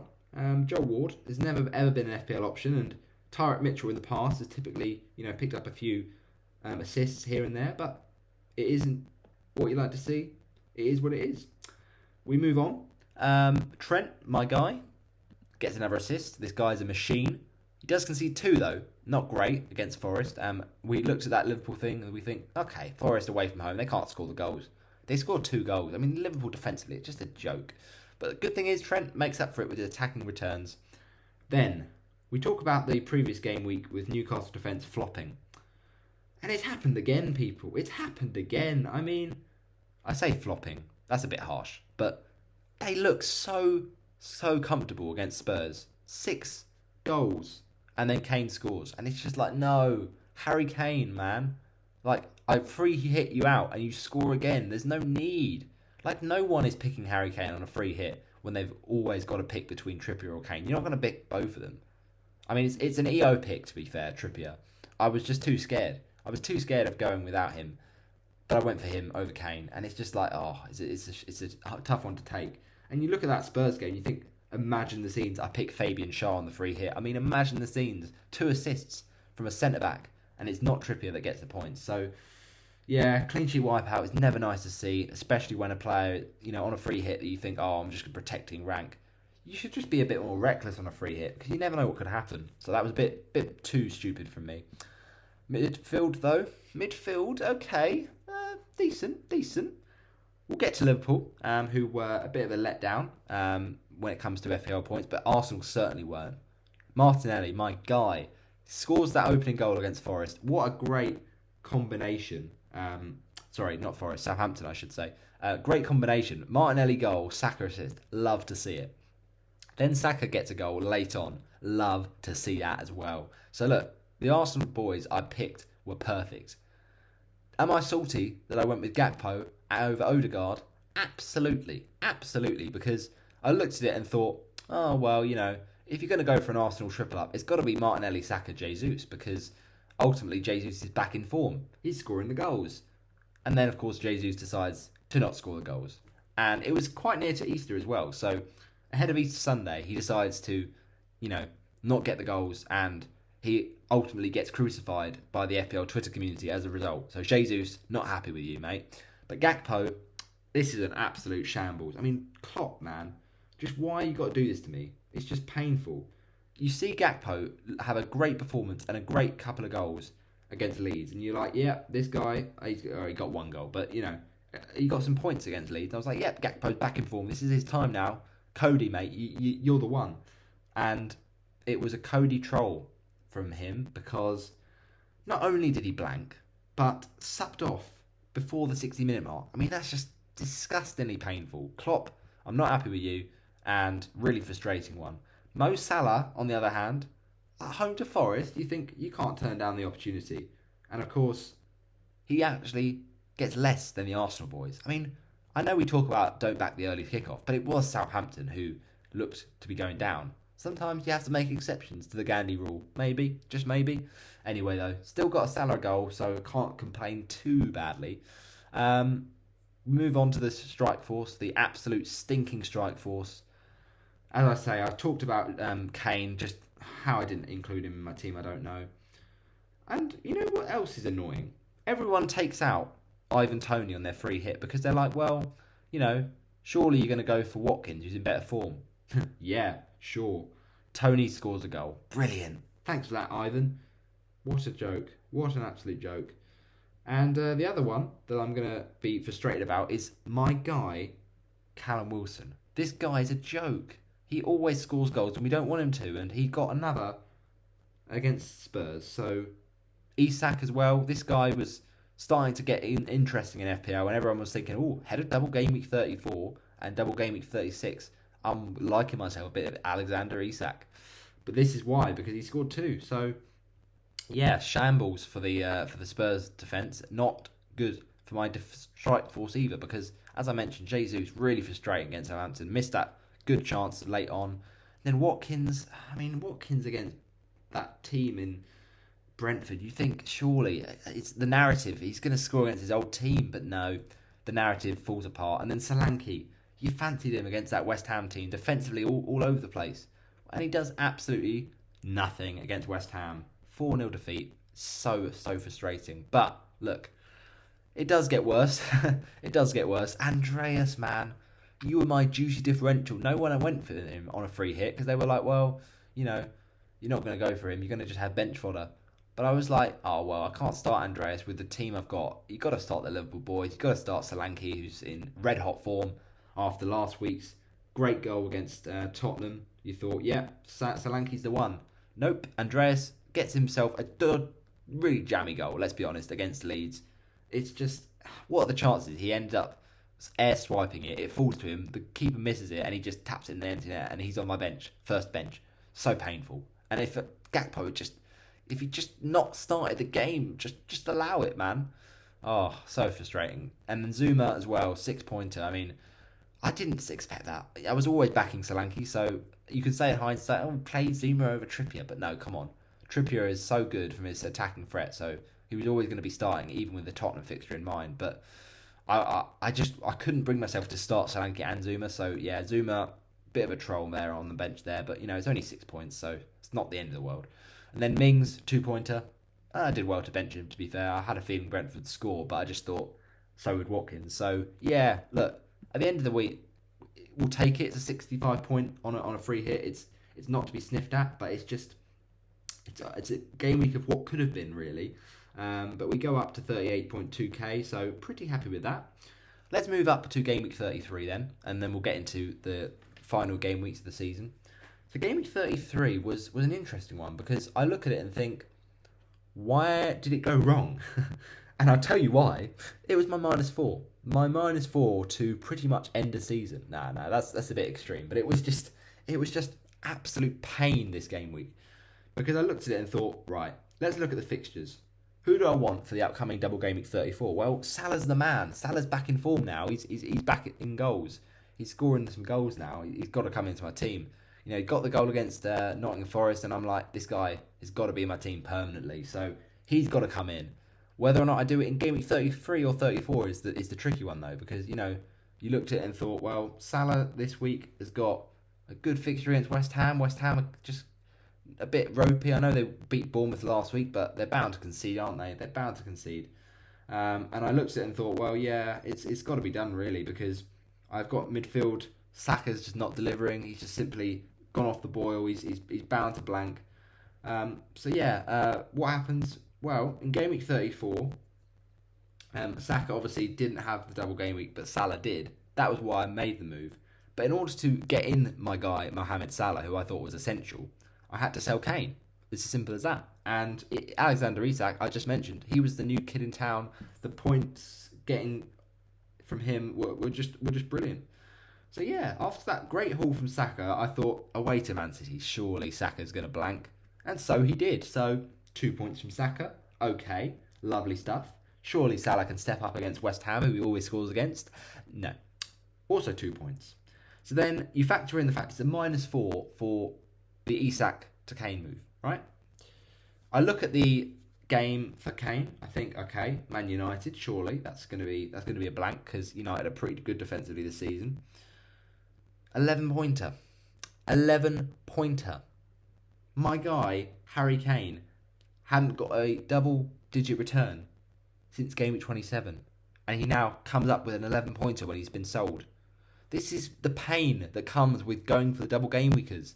Kane was doing nothing wrong. Like, he'd scored a goal the previous week. Yeah, granted he wasn't in my team. And he had blanked the previous week before that, which maybe thought he wasn't a good asset. But he'd also scored against Brighton the week before that. He'd scored against Everton the week before that, Southampton the week before that. He was not a bad option. Sure, on a game week where he's getting points, he's not getting massive hauls, but he's still ticking away. So we went for the upside. We thought, yep, Isak against his terrible Everton defence, but Kane 11-pointer. And I look at the team news for Newcastle. I'm like, okay, this is time now. Isak, make up the difference, mate. I'm already, no points up on the Salah move. This is now got to be a big one. And what happens? My guy Isak is benched. Pain. I mean, we were all like, oh yeah, no, Isak, he's got the X minutes. Definitely, he's going to play more minutes than Wilson, that's for sure. Wilson's injury prone, it's just not going to happen. And Isak gets benched. I mean, it's just so frustrating. And he comes off the bench, granted, doesn't even get the auto sub. And he gets an assist that will literally blow your mind. He takes on the whole Everton defence. And then you have that moment of realisation. It's not an FPL assist. And it's a 1-pointer. And it's possibly the worst ever -4 of all time. So, Kepa. My frustrations start with Kepa. Because every week I'm always told, start the home goalkeeper, right? Start the home goalkeeper. But I was just thinking, well, just Chelsea are trash this season. It's as simple as that. Chelsea are trash. Now, granted, Kepa has had a few, very few game weeks where he's done well for me. I remember around game week 19, 20. Okay, I did bench him for a few times in that period. But he had a couple of hauls around 20 to 21, 22, 23, etc. Right? Okay, fair enough. Post-World Cup, he was decent at the start of it.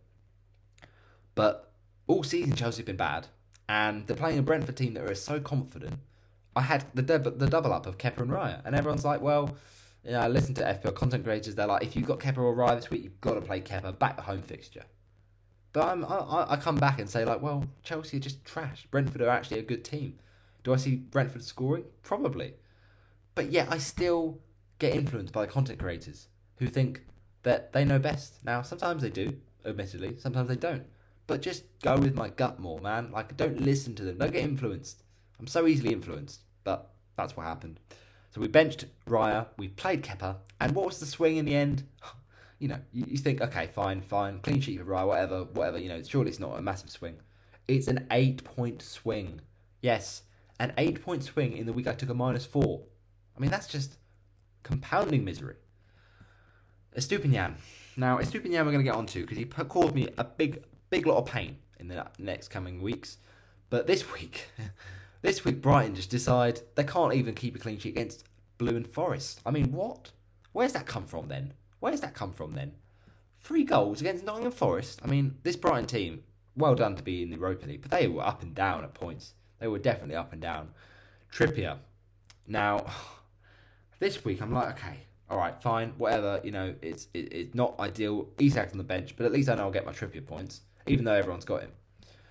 And Everton score so late in that game, and it's just pain. It's just absolute pain. And I'm like, come on, just give me something. Just give me something to hold on to. And then Trent, it's what he does. It's another 5-pointer. He just gets assists like there's no tomorrow. Shame it wasn't assist for a Salah goal, but, we move. Midfield. This was a stinker of a midfield. And I talked about Grealish last week. Nice transfer in for that Leicester game. You think, okay, right, we got him in for the Leicester game, but this isn't really going to be the game week. He really goes off. Like, I like it. I like it against Arsenal. An Arsenal team that have capitulated recently. And City have to win the title. They're gonna rip Arsenal to shreds here, for sure. That, in fact, very much happens. 4-1. But what had happened to Grealish? Well, he's only gone blanked. And he's got a booking. A 1-pointer. Grealish, man. What's that about? Leave it out. Mitoma, 2 points. Kyrie Mitoma. Just plans to deceive. I mean, Buonanotte scores. Of all the Brighton players, Buonanotte. Salah. Okay, nothing against West Ham, whatever. Rashford, my guy, saves the game week. Now, I say saves the game week. It was a painful one.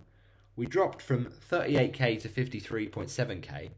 But look, at least someone did something, Rashford.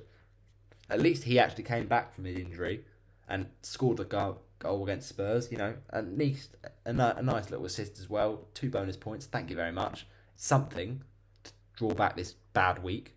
Then the strikers. Oh my gosh, the strikers. Watkins again, man.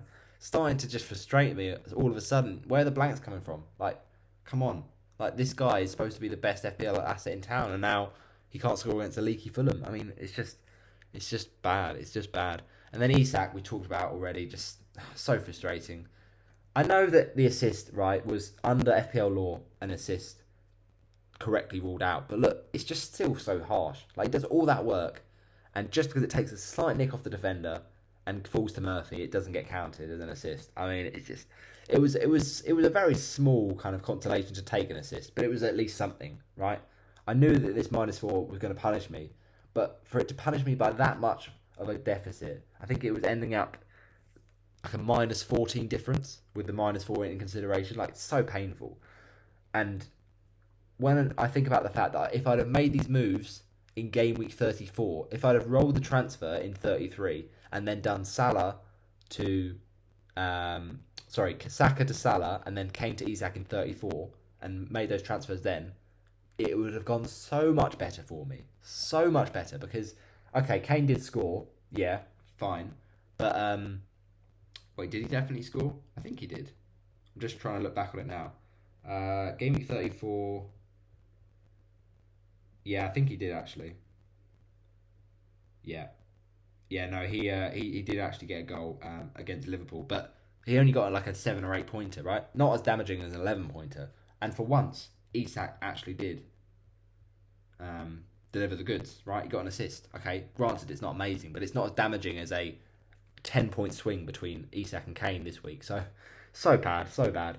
But then we go to the captaincy. At least something happens for me. And Haaland, what a legend. Even against Arsenal, he doesn't deny that City title. So look, it was a painful week for a lot of reasons, but we move to game week 33, looking to bounce back from a very, quite frankly, disgusting red arrow, down to 53.7k. But it's time for redemption now, and this is where we get it. 125 points for double game week 34. Now, look, I can't lie, it still was a painful game week because where were the benchings? They were everywhere, including Mitoma in that first game against Wolves. I mean, yes, he needed a rest, but then to see McAllister also benched, man, that's painful. That is painful. But look, I'll take this game week. I needed a green arrow, 125 points. I cannot complain because I've not only just bounced back from the red arrow, but I've actually gone further up than I was in game week 38. Game week 32 of 38k. I've gone up to 33k. Beautiful, beautiful game week. So 125 points. This is how I got it. 2 from Raya. Now, look, we always say, play the home fixtures, play the fixtures with goalkeepers, and Forest score. Brilliant. Forest score. But then the Villa game against United, you think, okay, right, this is good, start to the game week. Oh no, he gets himself booked in the second game and concedes the last second, right? I'll take it as a McAllister owner, of course, but bit of a frustrating one for Luke Shaw in a double game week. Trent, my guy Trent, this guy is just a joke. Assists and bonus points galore. Just love him, absolutely love him. And this was my Stupinian haul that I was loving. Double game week 34, a 16-pointer. Delicious. Now, we'll get to it. The 17-pointer, the famous 17-pointer in double game week 36 is on the way. But at least we got this from Stupinian. What a guy. Then midfield, Rashford, okay. Now we're talking. Assist, decent. Did blank against Brighton, but we'll take the assist. It's an attack and return. You can't complain too much. Grealish. Now, this was the week where when I saw Grealish start both games, I'm like, yeah, come on, mate. I've picked well. I've done the pep roulette. I've mastered it. Only an assist against 2 games. I mean, that's just disappointing. But at least, Salah, at least, mate, you paid back the points this game week. Now, as I say, if I'd have made this move in 34, it'd have been much more points for me over the kind of game week rank. But look, ultimately, I still take it. I love it from Mo Salah. It's just a shame I didn't captain him, isn't it? Mitoma, another frustrating sign of points dodging from Mitoma. McAllister, though, my guy, my differential, scores a late penalty. Beautiful stuff. And then Haaland, look at this guy. He's just a joke of a machine. Honestly, just get in the bin. Anyone that didn't captain him. I mean, I say that. Salah did outscore him, but look, no one's picking Salah off the kind of up and down season Salah's had. I know Salah's still been one of the best midfielders in the game, but everyone's picking Haaland in double game week. And then Isak, my differential really, he came through with an assist, but look, it could have been so much more. Like, you look at the Southampton game, you think, oh, why don't I own Wilson? Like, that's bound to punish me in a future game week. Which it did, which it very much did, and we'll get to that. So yeah, look, game week 34 was at least redemption. It was slight redemption for the mess that was game week 33. But yeah, 125 points. Can't complain with that. It's a nice rank, to be fair. 245k rank. Gaming rank. Pretty decent. Kepa as well. Guess what? He does it again. Gets more points on the bench. It's just, I've just come used to it by now. Watkins, Trippier, Botman. Look, I benched the right players. I benched players that didn't get as many points. Apart from Botman, who somehow manages to get more than Mitoma. I mean, you just never call it, would you? Bloomin' Botman, right? He's supposed to not get attacking returns. And where's that come from? A jammy an own goal. I mean, just what an absolute troll Botman is. But anyway, look, we absolutely take that for game week 25. We do take that very much. And, sorry, not game week 25, game week 34. So yeah, we've gone from 53 to 33 in 2 weeks. Right, that's brutal. This is prime FPL season mode now. After rolling the transfer in game week 34, this is now the time to make moves. Make moves in 35. It's time for a double transfers. Oh yes, and it's another green arrow. And this, my friends, was a beautiful game week. A simply beautiful game week, because we didn't just go from 33k and increased. We went up to our highest rank of the whole entire FPL season. Yes, we are making moves, my people. We are making big moves. A big game week in game week 23. So I got game week 23, 34k. I'm like, loving life. Never get as high as that until 34, 33k. Then get even higher than that 33k, 19k in game week 35. It's a huge moment. A huge moment. By the way, I was talking about Wilson, by the way, and interestingly enough, on I think Saturday, yesterday, he went up in price. Still a massive troll for me. But look, ultimately, Wilson. Sorry, not Wilson. I lost my track of thought. Yeah, game week 35. Although you look at it and think, okay, right, 53 points isn't great. It's not, but when you think about the fact that wasn't a double game week, it's above average. We'll take it, we will take it. It's as simple as that. So, look, 53 points. We're up from 33.5 to 19.7. A great overall rank to be at, and I'm loving life at this point. So what were my 2 transfers in game week 35? Well, they were Mahrez in, I should say, and Grealish out, because we had the team news, the league team news for that home fixture v Leeds. And I was like, yep, I'm tripling up City. I don't care what Pep does. I'm tripling up the City at home to Leeds. That's going to be carnage. That's going to be goals galore. That's going to be so many FPL points in my team. Oh, Grealish. He's benched. Well, that's good. That's at least something. Oh, Alvarez. He doesn't get any FPL points. Well, he blanks. Okay. Well, Alvarez came in, but my guy, Algerian King, Riyad Mahrez, 10-pointer. 10-pointer. Beautiful. So yeah, look, one half of the City transfers was good. The other half, not so good. Let's get into it. Kepa, 3 points. Can this guy actually get a clean sheet for once? Like, it would be great if he could get a clean sheet when he's in my starting 11. Like, I'd really appreciate it. But he's just a troll. He's just an absolute troll. mean, of all people as well, it's Vinya. Who even is he? Vinya. Whatever, right? 3 points, a few save points, but it's just a bit of trolling from from Kepa. Sorry, I should say Edison. I'm so glad I haven't owned him in the second half of the season. I owned him like game week 19-20 around that time. I had Edison, and he was just a troll, just letting late goals. But I had a choice of going for Edison in game week 36 when he had the double. So glad I didn't. So glad I didn't. I'll get to that. I say the double in 36. It was more 37, but basically, I'm glad I stuck without Edison for the latter stages because he has been dropped and even bigger troll than Kepa. Never thought I'd say that. But yeah, look, game week 35. Really, it was a week to be happy enough, but not amazing. Defence was mixed, pretty bad generally though. United, just not good against West Ham. A real bit of a shame there. And then it's Stupinian, right? I talked about last week, that 16-pointer. And he goes from an amazing 16-pointer in a double game week to a 0-pointer in a home fixture v Everton. Yeah, you heard that right. A home fixture v Everton. How is this guy so up and down? How are Brighton so up and down? They go from beating United to losing to Forest to losing to Everton to beating Arsenal in the next week, right? Which we'll get to. But this guy at Stupinian, he's a legend for me. Why is he suddenly getting a 0-pointer? Like, what's that about? So yeah, suddenly Brighton are defensively awful and Everton hit 5. You just never thought you'd see that. So yeah, bit of a shock of that one. Trent, my guy, 7-pointer is what he does. So let's talk about those transfers then. Grealish out, Mahrez in. Beautiful. My guy, Riyadh, 10-pointer, 2 assists, 2 bonuses. That is what you call a differential shout and a half. No one brought him in. Barely anyone. And when I saw that team news, Mahrez starting, I'm like, yep, it's time, Mahrez. You had that lovely game week 22, 23, around that period that you scored, and I think penalty and got an assist against Villa. And I remember the fond memories of those points. And I was like, yep, I want to return back to those good times.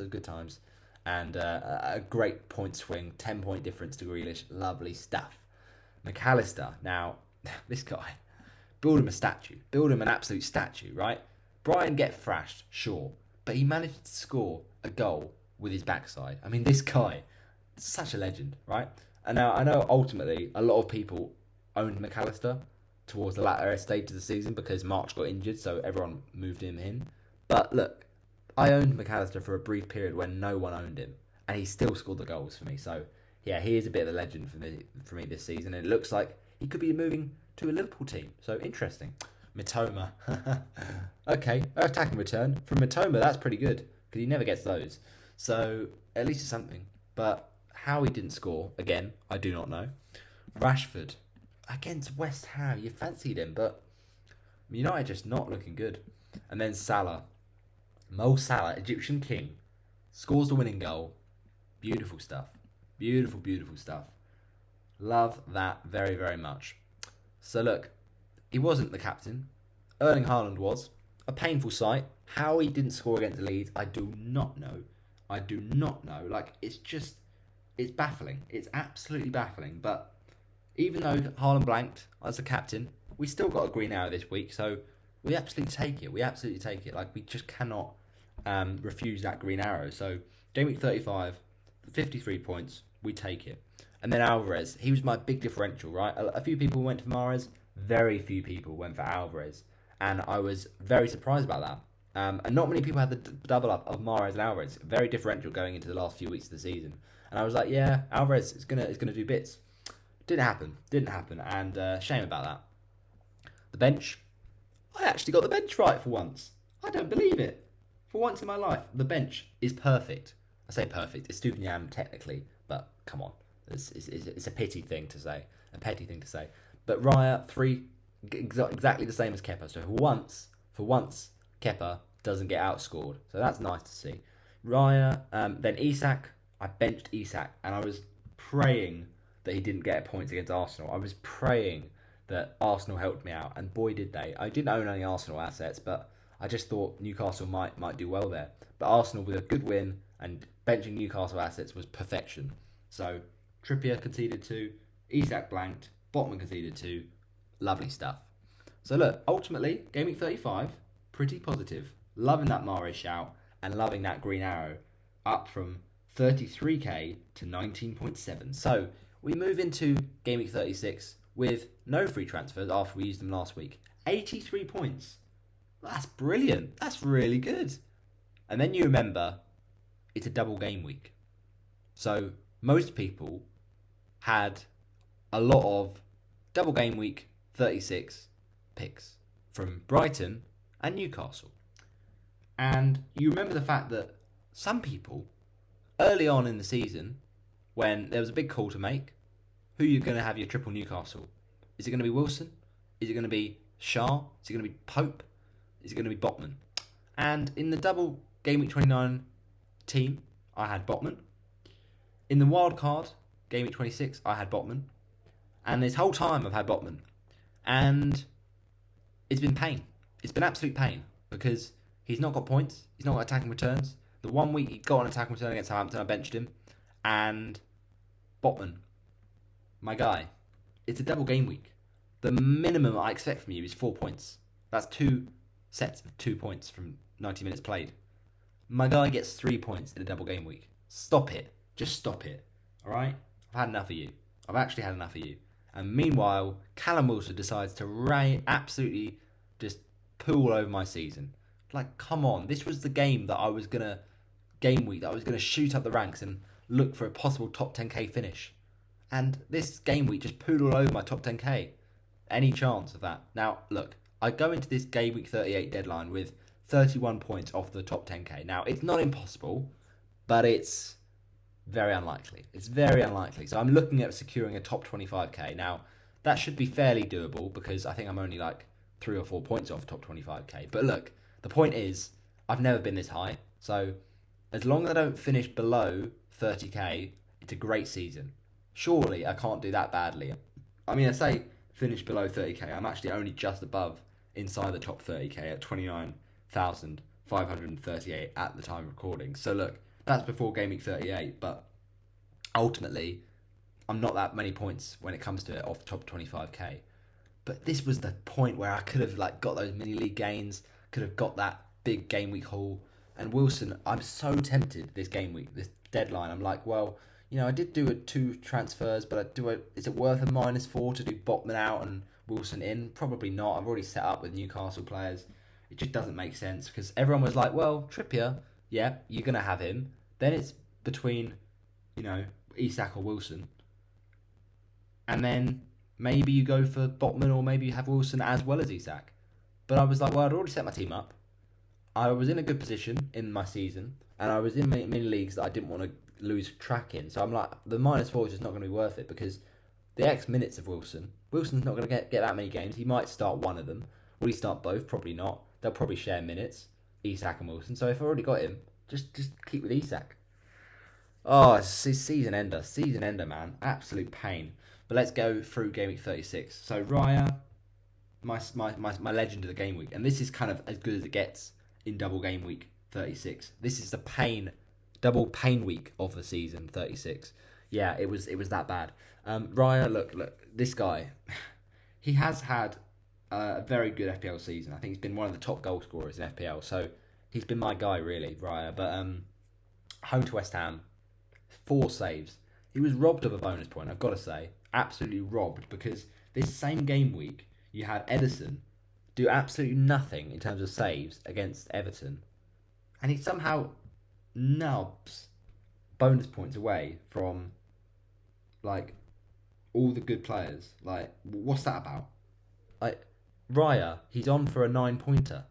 He finishes on 7. Ederson, on for a 6-pointer. He finishes on 8. What is this absolute tomfoolery? It's just crazy. So yeah, I was not happy at all. Looked like Raya was going to come in for a big haul, and FPL site just completed passes. How is that bonus points for goalkeepers? I mean, what's that achieving? It's just, yeah, I don't like the bonus point system. But anyway, we move. Still a great haul though for a differential Raya. We'll take that absolutely. So yeah, that's pretty much as good as it got this game week. I mean, look, you look at that thing, 83. Oh, that's great. But in a double game week, when people have got Wilson, people have got Brighton players, they're getting 130s, 120s, and I'm down here in the 83s, and it's just not good. But Trent, at least Trent was a goat. Trent was a goat against Leicester. I mean, what a goal! It's just a shame that everyone's hopped him on him by now.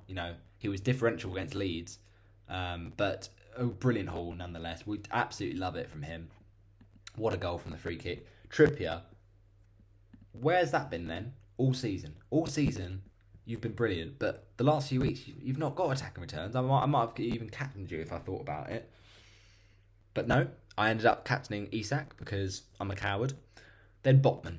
Botman, you absolute troll. Brighton were probably going to score in that game, I guess. Brighton are quite a good attacking side. But Leeds, 2 goals and no attacking return. Botman, man, I thought you were attacking return, Mr. Man, against Southampton. Where's that Botman gone? Anyway, midfield, hopefully a bit better. Well, it's all right. It's nothing special. Let's imagine Salah, right? Let's actually imagine he scores a goal in this game. He gets the bonus points. But he misses a massive key chance, and that takes him off the bonus points, despite 3 assists. So look, Liverpool boys did me good, but how Salah didn't score that, I don't know. So we talked about Mitoma last week. We'll talk about him again. My guy is dodging points like his life depends on it. Like, what is that about? There's just no need, Mitoma. McAllister, the same thing. I mean, okay, benched against Newcastle, brilliant. Thanks for that, Deserby. Really appreciate that. Yeah, thanks for that. Mahrez, okay, right. I've got another start for Riyad Mahrez. He did bits me last week. Okay, just the 1 assist, a 6-pointer. Yeah, it ain't that bad, but we'll take it. It's something. It's something. Strike force. Okay, mixed bag.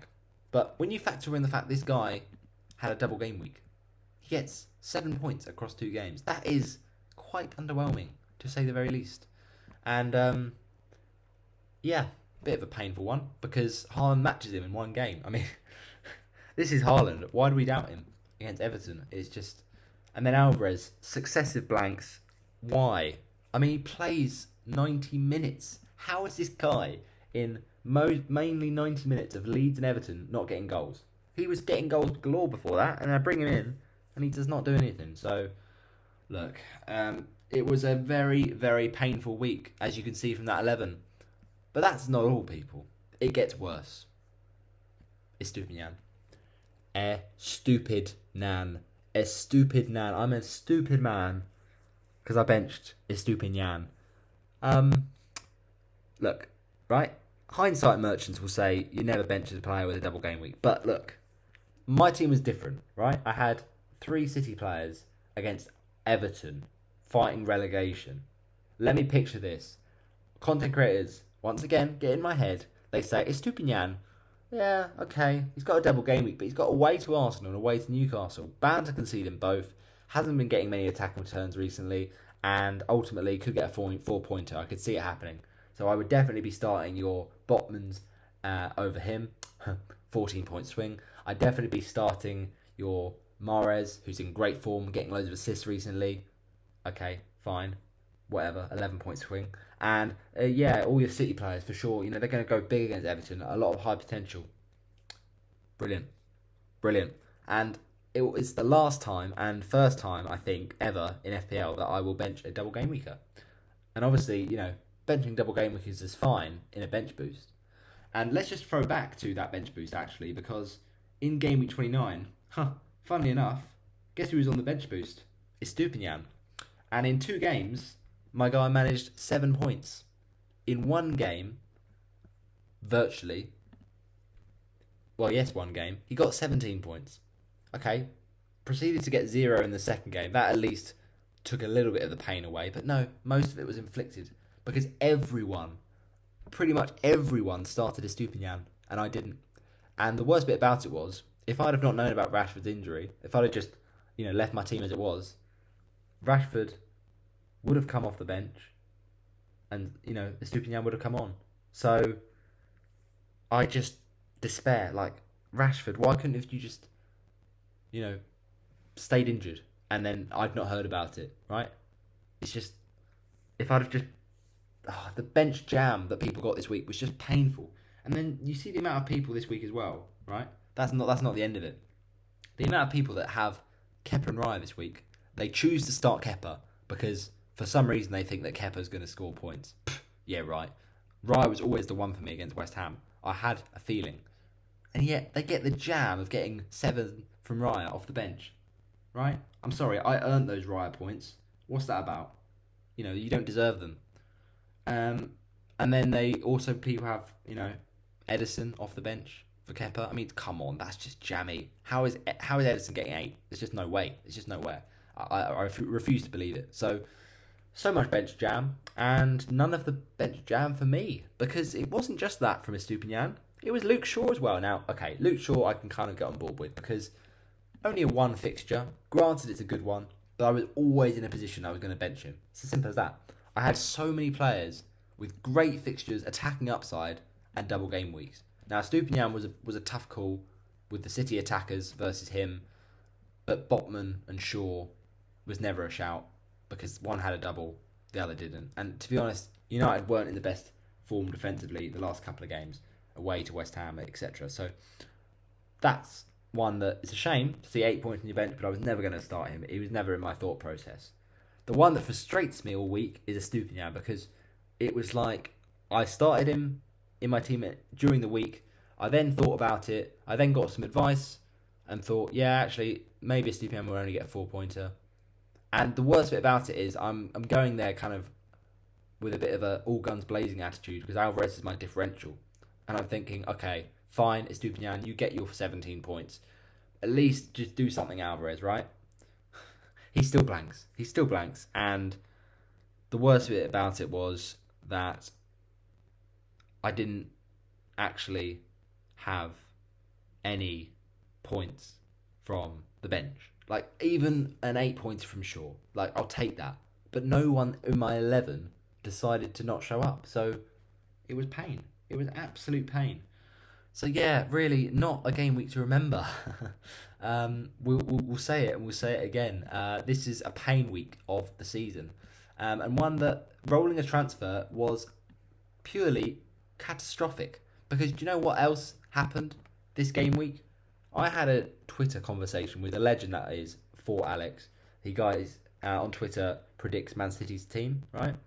So For Alex talked to me, and I was like, "Oh, I've got 2 free transfer. I've got not 2 free transfer. I've got 1 free transfer, but I've got a big season to come. What should I do? Should I roll? Because my team's pretty well set up. I'm looking at trying to get top 10k, and liking my team." And I talked to him. I'm like, well, I think I should make some moves, shouldn't I? I'm tempted by Eze, to be honest. I quite like him. And I'm thinking, well, I could get Eze, but then I'd have to take out a City player like Mahrez, and I don't really like to do that. And I'm also looking at Mitrovic. I quite like the look of Mitrovic. And I could take out a City player like Alvarez, but I don't love that. I don't do either of them. In the 2 game weeks that follow, in game week 37 and game week 36, it ends up Eze decides to get a 16-pointer and a 5-pointer, whereas Mitrovic, right, gets a 5-pointer and a 13-pointer. So that's not just the Estupinian pain, but it's the pain of transfers that I've flirted with but didn't have the balls to do because, well, I had City players, and I was like, well, no one would ever say I was rational for taking them out when I knew they might start and they were playing Everton. So, yeah, pretty much a stinker of a week. And all the optimism from Game Week 35 goes down the toilet. We go from 19.7k, a great rank, drop down to lower than we were back in Game Week 34, 36.37k. And I'm like, this is just painful. So, we move into Game Week 37. Well, we have the consolation that, although it was a stinker of a week, at least we have 2 free transfers going into this week. So we decide we don't need to use both of them because it would be nice to have 2 free transfers for Game Week 38, wouldn't it? So we do one of the free transfers, and that free transfer, my friends, is De Gea in for Kepa. And after bringing in Watkins for Game Week 28, I didn't think I would have a very good kind of last few transfers of the season. Like, Alvarez was a bit of a painful one when I think about the fact he blanked twice in a row. And, in that period, Watkins, admittedly, did also blank. He blanked against Wolves, although he did return against Tottenham 4 points, but I'm not going to cry over that, really. But ultimately, I thought Alvarez was a stinking transfer, and I thought, I've got to do something different now. But I looked at my team and thought, well, Alvarez, he's got a double game week, isn't he, for City? So, okay, there's not many chances City plays both games, but Alvarez, ahead of a Champions League game, could get both, could get one maybe. So I keep him in there because I'm like, well, he could score at any point. De Gea's the guy for me, and I'm just sick of Kepa. He just needs to get in the bin. So I did just that. Kepa to De Gea. It made logical sense to me. I had only 2 United, so it was time to triple up. So looking at 36.37k, I was like, yeah, this is time now. I'm gonna push for that top 30k. So we had in goal my guy David De Gea. What a legend! Differential transfer. I mean, when I brought him in, he was only about 14.8% owned, so pretty low in the overall ownership. And surprised more people didn't own him, to be honest. Golden Glove winner. Brilliant clean sheet against Bournemouth. Great performance. 7-pointer. Delicious stuff. And coming in for a nice haul against Chelsea. Then last minute, Joao Felix goal. Clean sheet wipeout. United basically barely faced a shot all game because Chelsea just can't finish. And yeah, out of nowhere, the clean sheet wipeout. It's painful.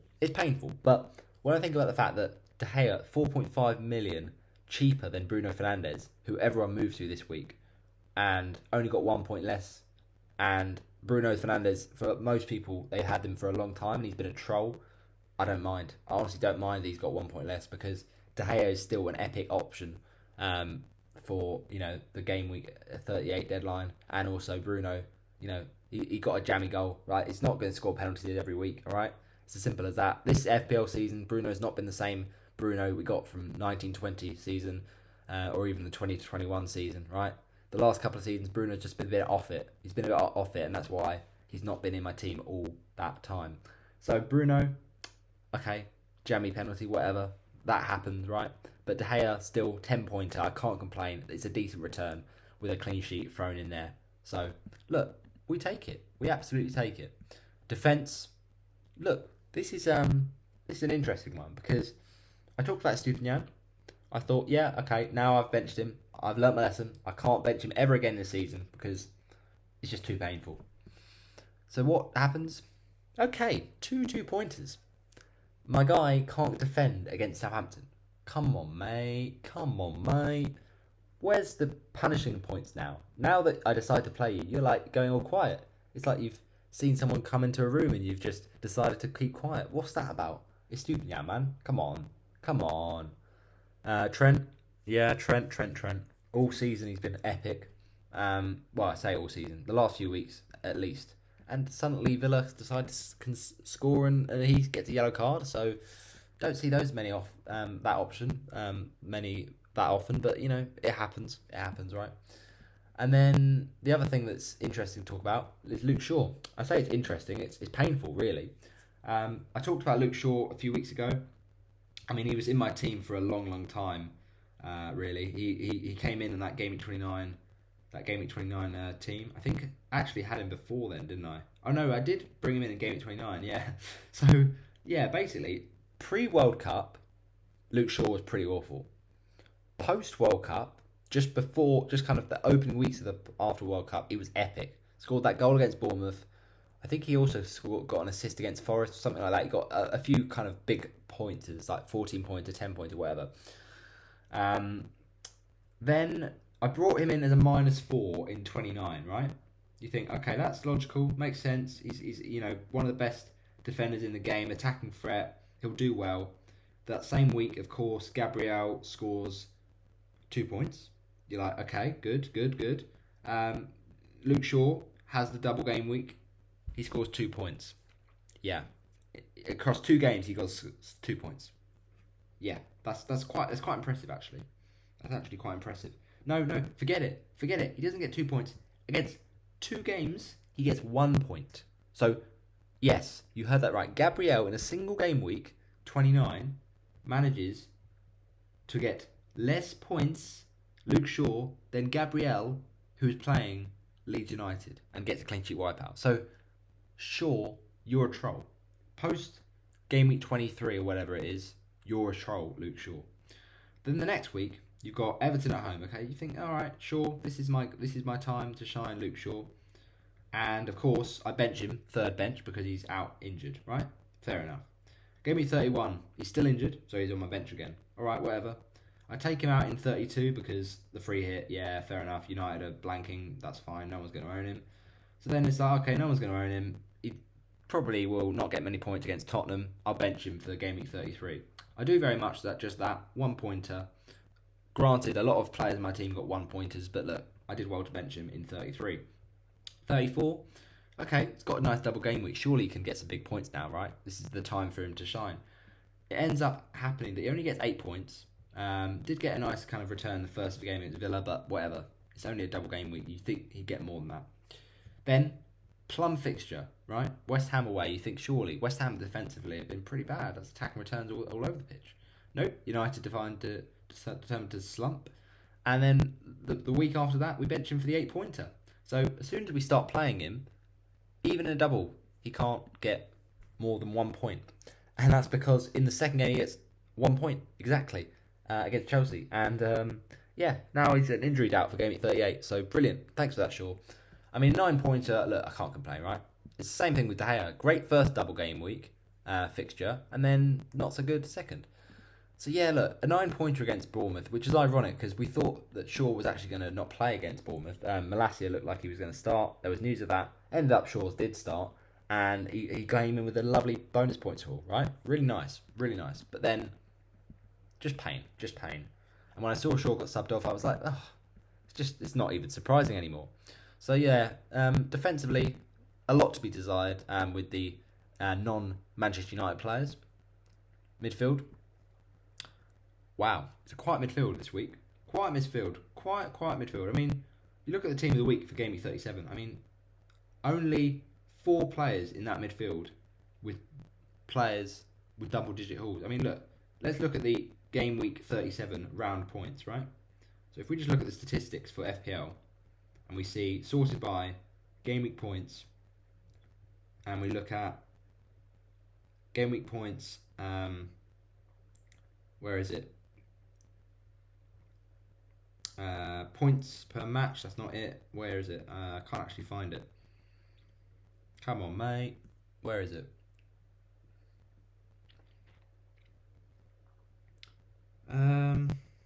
Round points, there it is, found it. Right, game week 37, round points. Let's look at them. So in terms of midfielders, right, so you got Mbuemo, right, fine, 16 pointer against Spurs. Ortega, 16 pointer, trolls the Edison owners, yeah, whatever. Midfield-wise, though, you've got Casemiro, 16, Eriksen, 14, Bowen, 13, Witter, 12, Foden, 12, Gross, 11, Fernandes, 11. That's all the midfield. Oh, and Hwang, 11, right? I talked about Fernandes, only 1 point more than De Gea, a 4.5 more expensive, whatever, right? Bruno's just a lucky player, he got that penalty. But then, Foden, right? No one's owning him. Sorry, it's as simple as that. I say no one. I saw a few people own him, right? But this guy, it's so hard to predict when he's going to be a troll, right? Because earlier on in the season, everyone brings him in for that Game Week 13 fixture against Brighton, right? He's got a nice plum fixture, Foden's in form, it makes sense. Everyone sells Trossard to get him. Trossard scores, Foden's benched, comes on for a 1-pointer. Same fixture in the reverse game, away to Brighton this time. A lot of people have Mahrez or Haaland or even Grealish, and he doesn't play. Foden plays, scores. Okay, fine. Then he gets subbed off with an injury before 60-minute mark. Still a bit of a troll move that, but it's just the luck of the game. But look, my guy Foden is just so hard to predict. So really, that's a bit of a big swing. And the worst bit about it is, some of these players, you're never picking in FPL, right? You're never picking Pascal Gross because he can play it right back. Now, okay, this season he scored some goals, but when you're picking Gross over Mitoma and McAllister, they're just not. It's not exciting enough, is it? Hwang. No one has got Hwang in their team. I'm baffled if anyone does. He's like 0.2% owned. Wissa, right? Wissa, no one's got him. 0.3% owned, okay? Just get out. Bowen, alright, pretty low owned as well. Did we see that coming against Leeds? Maybe. But all season, really, Bowen's been a bit of a letdown. So maybe he's now back in form, but I hadn't seen it coming. Ericsson, he's supposed to be an assist merchant. He doesn't get FPL points. Casemiro, CDM, I thought he always got sent off. The last couple of weeks, he's turned into prime, like, I don't know, Zidane. Like, where's the goals come from? All of a sudden, against Bournemouth and Chelsea, after blanks in the last, 20 game weeks. Like, what's that about? And he scores in both games against Bournemouth this season. I mean, you just wouldn't have called it. You wouldn't have called it at all. And also, funnily enough, both games against Chelsea this season. So, yeah, I mean, maybe you would have called it from that, but no one's picking Casemiro in their FPL team. He's just not an FPL player. So, yeah, midfielders this week was tough. It was really tough. Rashford. Oh, I mean, look, I always knew there's a chance he missed Bournemouth, but I didn't think he would. Okay, fine, not in the squad. Then he's benched, and I'm like, oh, really? I mean, I thought he was going to start. I thought, it's only illness. He's returned to training from the injury. It's only illness. Surely he's not going to get benched.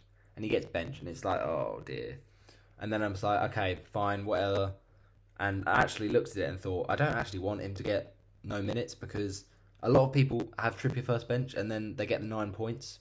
And I'm like, well, funnily enough, I really don't want a first bench to come off of my bench because guess who I've benched first? It's Isak with a 1 point against Leicester. Yep.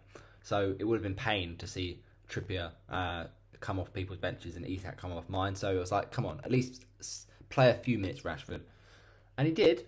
He actually played much more than we thought because an unexpected injury for Anthony, which is funny actually. I thought about Anthony this week. I didn't go for it.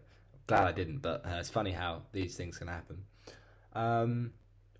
But yeah, Rashford did score, so that's nice at least. But it's just a shame he didn't play the first game. But what can you do? He's ill, so he's a nice option. Just whether or not he starts in Gameweek 38, it's a bit of a question mark with United now. They've got the Champions League secured. We don't know.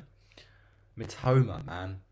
How many times are we going to say this guy is a points dodger? Because he just is. He just simply is. I mean, look, all right, returned against Southampton. That's at least something, but he just can't get a goal to save his life. I mean, I brought him in Game Week 29, right? He came in, straight in my team, straight away scores against Brentford. And I'm like, okay, I like this Mitoma guy. He scores goals. Since then, how many goals has he got? Like, literally nothing. Absolutely nothing. He's got, a couple of assists here and there. But he's just been the XG merchant, right? Man City, game, XG of 1.47. And the guy gets 2 points in the game. I mean, what? That shouldn't be legal. 1.47 expected goals. I don't think seen anyone that high. I mean, incredible stuff. But did get an assist against Southampton, but how he didn't score against Southampton. I mean, hit the post, missed a few great chances. I mean, it's so frustrating with him right now. Mahrez, yeah, okay, Mahrez. He got both games, but he blanked again. I mean, he did get the assist, to be fair, the last couple of weeks. So I can't be too hard on him, but it's a shame because I look at it and think, you don't often get a player who plays 73 and then 90 minutes for City in a double game week. But I did find that player, and he just didn't deliver. He just looked a bit suspect away to Brighton. I didn't think he played well. And then against Chelsea, he could have got an assist for Alvarez, which would have been the perfect combo. But no, of course, he has to handball it, and bit of a shame. So look, it's not looking great. It's not looking great for this midfield. But McAllister, he at least does the same thing as Mitoma, at least gets an assist. But where at least with Mitoma I got quite a lot of minutes, McAllister gets benched again. Okay, maybe he's on his way to Liverpool, but leave it out, De Zerbi, man. Do you not play FPL? Do you even FPL? I mean, yeah, real painful. And I just don't know what more I can do with this guy, because McAllister's actually been different to Mitoma. He's been getting the goals. So it's a shame, but it is what it is. I'm just kind of locked in with my Brighton players. Why would I change them now? I mean, maybe I could for the final week, but ahead of this week I was never going to. We only had a double game week, so yeah, it's a underwhelming assist. Then Salah, it's a week of assists, man. There's no goals flying around here. There's only one that we'll get to from my guy, Erling Haaland. Or did he even score? I don't think he did, you know. But anyway, the point is, Salah instead turns provider, got the assist for the goal against Villa. But yeah, we expected a big haul from him, to be honest. And when you think about the fact that everyone was saying, don't dare sell Salah. Everyone's like, no, don't be selling Salah to get Bruno. It's not worth it. It's not worth it. And look, end of the day, when all's said and done, I prefer Salah as an FPL option for sure. And I want Salah over Bruno for Gameweek 38. I know that Bruno did just score and Fulham's a good fixture. And to be honest, Bruno probably won't get rotated because he's that he loves playing minutes. But the way I look at it is I can't go without Salah away to relegated Southampton. It's as simple as that. I know Liverpool got nothing to play for, right? The top four is over, but Salah's just a beast and he loves playing Southampton. So I look at it and think over the long run that Salah win over Bruno is still sufficient, but it's just they got a bit lucky, Bruno owners this week. I'm going to say that.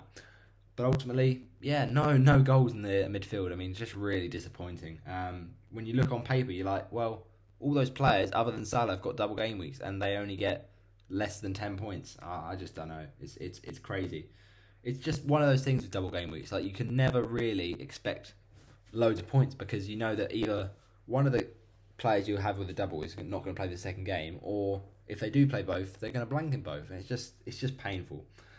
But I suppose most people are in the same painful position. I mean, look, 76 points is still decent enough.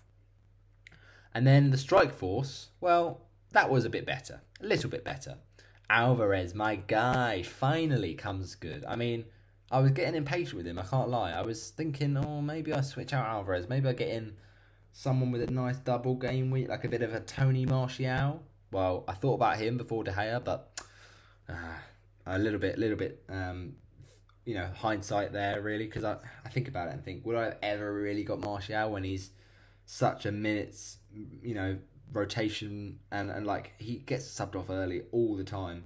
And when I look at it, I think, well, yeah, okay, fine. Martial somehow got a bonus point. I don't know how, but he did.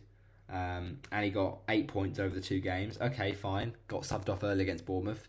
But at the end of the day, De Gea got more. So I'm glad I didn't really go for him. And Alvarez got more than Martial. So it worked out well in the end. But finally, Alvarez gets me my goal. I mean, my long-awaited goal that I've been waiting for.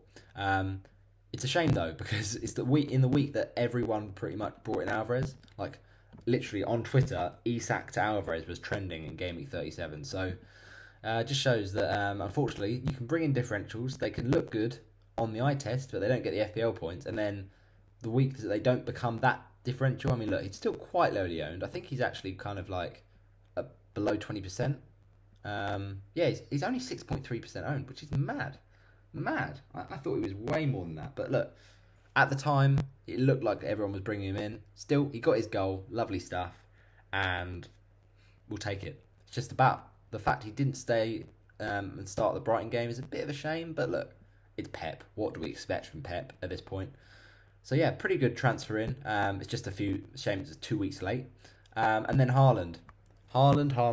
Now, 2 weeks earlier, I should say, actually. Haaland. Ultimately, right, you're never going to back into Haaland a double game week, but was part of me thinking he was going to get benched in the Chelsea game? Absolutely not, because we thought Arsenal would lose.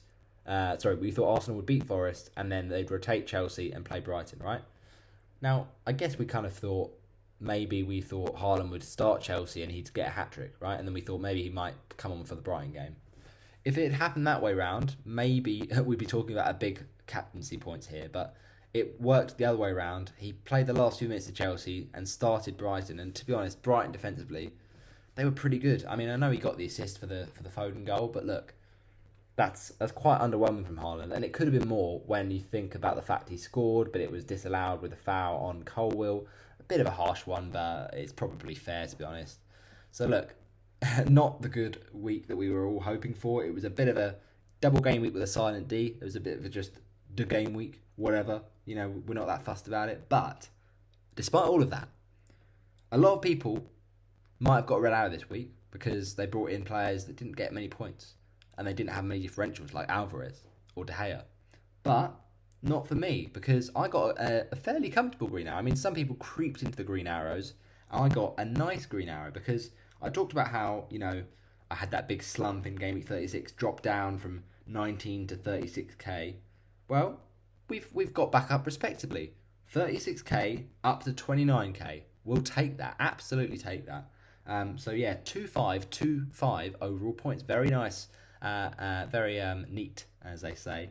But 76 points, you cannot be disheartened by that at all when there's been a lot of rotation this game week, a lot of pain, a lot of variance. The bench, yeah, a lot of pain as well. It's just standard in an FPL Yellow Army team, the bench scoring points. But look, the goalkeeper was right. I'm glad I ended up selling Kepa and not Raya because, look, ultimately, I gained 7 points from selling Kepa, even though he had a double game week, where some people even kept Kepa, right? 3 in a double game week is quite poor. And Raya actually got 4 in 1, so just shows how good he is for save points, even though he conceded. Isak as well, I benched him. The right decision to bench him, right? Because I had a feeling that he wasn't scoring as many goals these days. Wilson is the guy.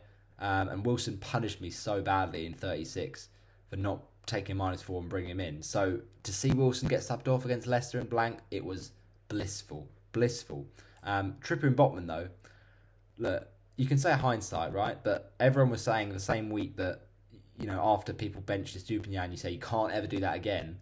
The same people were saying you can't ever bench Trent, whatever the circumstance, right? And he was in the form of his life, getting assists and playing Villa at home. So I don't regret that decision. I was always going to do that.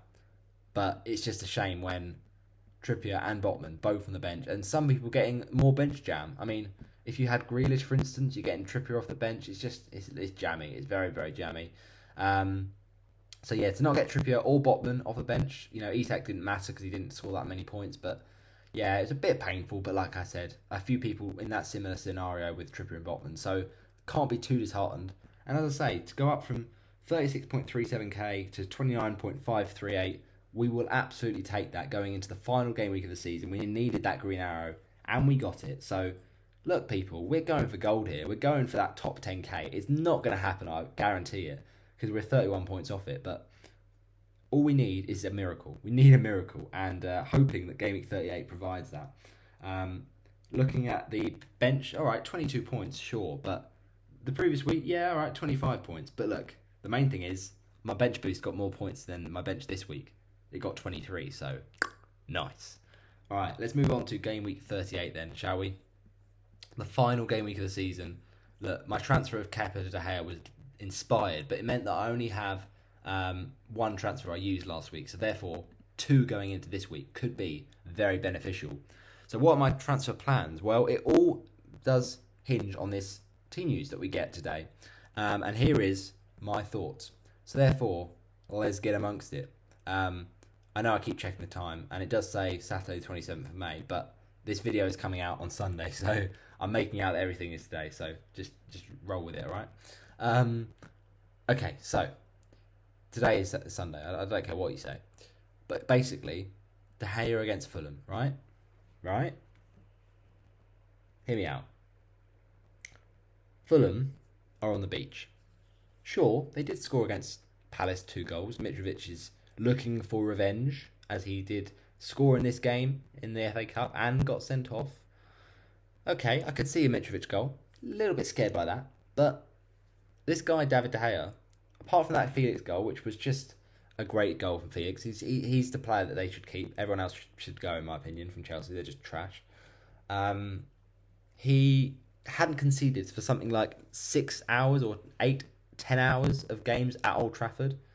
In such a good run, and I'm not going to let a late consolation goal, as good as a goal it was, take away my view of David De Gea as an FPL option. He's still a fantastic pick, right? If you look at clean sheets this week, now, ultimately, game week 38 is always the way. There's never really many clean sheets because teams, they kind of got to the end of that season, they're just like, whatever now. It is what it is. We've made our bed, we've got to lay in it, and most teams have some rotation. They've got maybe nothing to play for. This is very much the case this game week, this season, because most positions are decided. So United got top 4 confirmed. Fulham pretty definitely not getting conference. So Therefore, what is there to play for? Could Ten Hag rotate his whole team, right? Could Tom Heaton or Jack Butland play in goal? No, I don't think so. He'll want another chance for De Gea to get another clean sheet. He's got the Golden Glove, but I just think De Gea has been so good. So, in my top 3 goalkeeper picks for this week would be Alisson, Ramsdale, and De Gea. Now, I've seen some people talk about Pickford, right? Bournemouth at home, sure, but I prefer a premium keeper because, Everton are going to be nervy in that game. There's a chance Bournemouth score, and I prefer United's defence to Everton's defence. Why wouldn't you? So look, Fulham, they can score, of course. They're a good team this season, but I'm just hoping that United's home defence, which has generally been pretty good, can keep strong against this Fulham team. And look, even if he does concede, which, like I say, when there's so many goals on the final day, I'm preparing myself mentally for it. We know with De Gea why he's a good FPL option. It's not just that he gets FPL save points, and that is the key thing. So yeah, my guy De Gea has been a nice little goalie to end the season, the best goalkeeper in the FPL weeks, the last few weeks. But generally, you would say in football terms, the best goalkeeper of the season with so many clean sheets. So nice to have him in my team. He's a little bit differential as well. He's something like 15% owned. I'm sure, 15.2. So some people might have brought him in last game week after they saw he got his clean sheet with Bournemouth. But I'm just hoping, praying for a similar result as the Bournemouth game in this one. So come on, David, deliver the goods, mate. Estupinian. Now, I honestly, I can't bring myself to bench him. It's as simple as that. I'm too scarred from the events of double game week 36 to bench this guy. Now I know that Brighton are on the beach. Yeah, right. They got the Europa League sealed after the point against Man City. A very good point at that. And what a goal! Can I just say from Enciso? That was a banger. So it's probably for me 2 contenders of goal of the season: Almiron against Fulham and Enciso against Man City. So take your pick. They're both brilliant goals, but also Enciso against Chelsea as well in the same instance of a player. But it's Estupinian, look, very frustrating, right, against Southampton. How they concede a goal later on in that game week 37 fixture, I don't quite know. And then obviously City, we kind of expect them to concede, but it'd be nice if Estupinian just decided to get some like FPL points whilst they're playing. Like, since I benched him in 37 when he got that, 36. Sorry, I should say. It was 36. That fixture against Arsenal, 17-pointer. So he goes from 17 to 0-2-2, and these are the games I'd play him in. I mean, is that trying to annoy me, Estupinian? Like, I know you're a former Watford player, but like, come on, do your fellow Watford fan a good deal here. Like, there's no need for that. So yeah, Estupinian, please do the points. That would be nice. I know Villa have got a lot to play for. They've got Europa Conference to face, and Brighton haven't got much to play for. But the attacking threat is still always there from Estupinian. And we actually saw against Man City, he hit a pile driver shot that could have gone in. It was very, very close. It just spun just wide. So unlucky Estupinian. But this is my time. My guy, my former Hornet. Let's go. And Estupinian is followed by Trent, who, to be honest, has been a joy to own. The last couple of weeks has been up and down, but look, since I brought him in game week 31 and that Leeds fixture, he's been so consistent. Like, it's pretty crazy the amount of attacking returns. I mean, to be honest, this has been the week where the season where the death of the big at the back has happened. But the only one that can hold his head high of those premium defenders is my guy Trent. So look, it's a juicy fixture. Away to Southampton, you fancy him for a clean sheet. Southampton, their season's done. Now look, it's a final hurrah for James Ward-Prowse and a few of those other Southampton players that will be in the Championship next season. But as bad as Liverpool have been defensively, I'm hoping that Southampton team surely can keep out. Liverpool can keep out Southampton defence. The Southampton attack, I should say. Shaw against Fulham. Now, Shaw for me is a bit of a problem. Because even without that injury, I'd have thought, maybe rotation. Because Shaw has been playing so many minutes. Like, it's actually incredible how many minutes he's been playing. And I know he had a little injury that we talked about earlier, kind of around game week 32, game week 31, etc. Right? But the way I look at it is, if Shaw is 50% owned, 50% risk, he actually might be 50% owned as well. No, 21. So he's actually quite lowly owned, right? So if you take him out, it's not the end of the world. But the problem I've got with taking him out is there's not much upside in a defensive transfer. And this season, I talked about how there's been a death of big at the back. Just generally, I think there's been a death of defenders in FPL this season. There's just not been any good picks to pick from. And like, if I transferred out Shaw, I wouldn't really see anyone that is that appealing, despite how much money I could spend, who would then get back the points really. And like, I've got 2 frees, so I'd be looking to chase value, to chase my mini leagues. And as I talked about with my mini leagues at the start of the video, like, I need to go for it. And defenders coming in to make that point gap, I'm not sure that's the answer. So I look at it and think, well, sure, my guy, you're just a bit of a problem. I can't really bring myself to solve. So we could get team news, on the seconds before deadline saying Shaw is benched, and if that's the case, then maybe I transfer him out. But until then, man, just gonna hope and pray, I think, because if he is playing, which it's not out of the question, he's not 100% ruled out yet, then it could be a good game week for a haul. I mean, I remember bringing him in actually for 16. It was the last week of the season. I think I actually had 1 free transfer, and I did take a defender punt, or actually I might have done a -4, but I brought in Solanke and I brought in Shaw, and Solanke got an assist against Everton, lovely stuff, and then Shaw had a fixture away to Fulham. I remember thinking, yep, this is my last player of the FPL season before the World Cup. Surely I can bring in a nice clean sheet for Shaw. And Dan James, of course, trolled United and scored, and Shaw got a 2-pointer, I think. So, yeah, not great memories of the Fulham fixture for Shaw, but look, right, it's fine. Hopefully, hopefully he can rise from the dead and do the bits. Because I just look at who else I would bring in, right? Let's play a bit with transfers and see what we can do. Because, right, if I'm taking out Luke Shaw, I've got 6 million available, right? Sure. Who could I get in? Well, no, not Totti. Why is a FPL site recommended Totti to me? I do not know. But 6 million, right? Who is there even available at 6 million? Not the best options, I'll be honest. Ben White, right? Arsenal defensively, fallen off a cliff. Now, home to Wolves, yeah, okay, you could see a clean sheet for Arsenal there, but they have just dropped off recently, and they've not got much attacking up to it. Now, I know White is been better with that this season, but he doesn't always do it. Gabriel the same. Ben Mee's got Man City, no thanks. Shaw, okay, well, he's got Chelsea. Could Chelsea score? Maybe. I mean, Newcastle defence has been quite good, but I just don't see that much motivation for Newcastle to keep a clean sheet in that one. And, I don't love it. I don't love it from Fabian Shaw. Could I see a Mings clean sheet against Brighton? Well, Brighton are pretty good, so probably not. Van Dijk, well, we just talked about how Liverpool defensively a bit suspect. I mean, I could bring in Van Dijk for a bullet header against his former team, but, I think I'm just making a narrative there where there really isn't one. And then Robertson's injured, Dunk, Castagna. I can't bring in Castagna. Like, he's just not.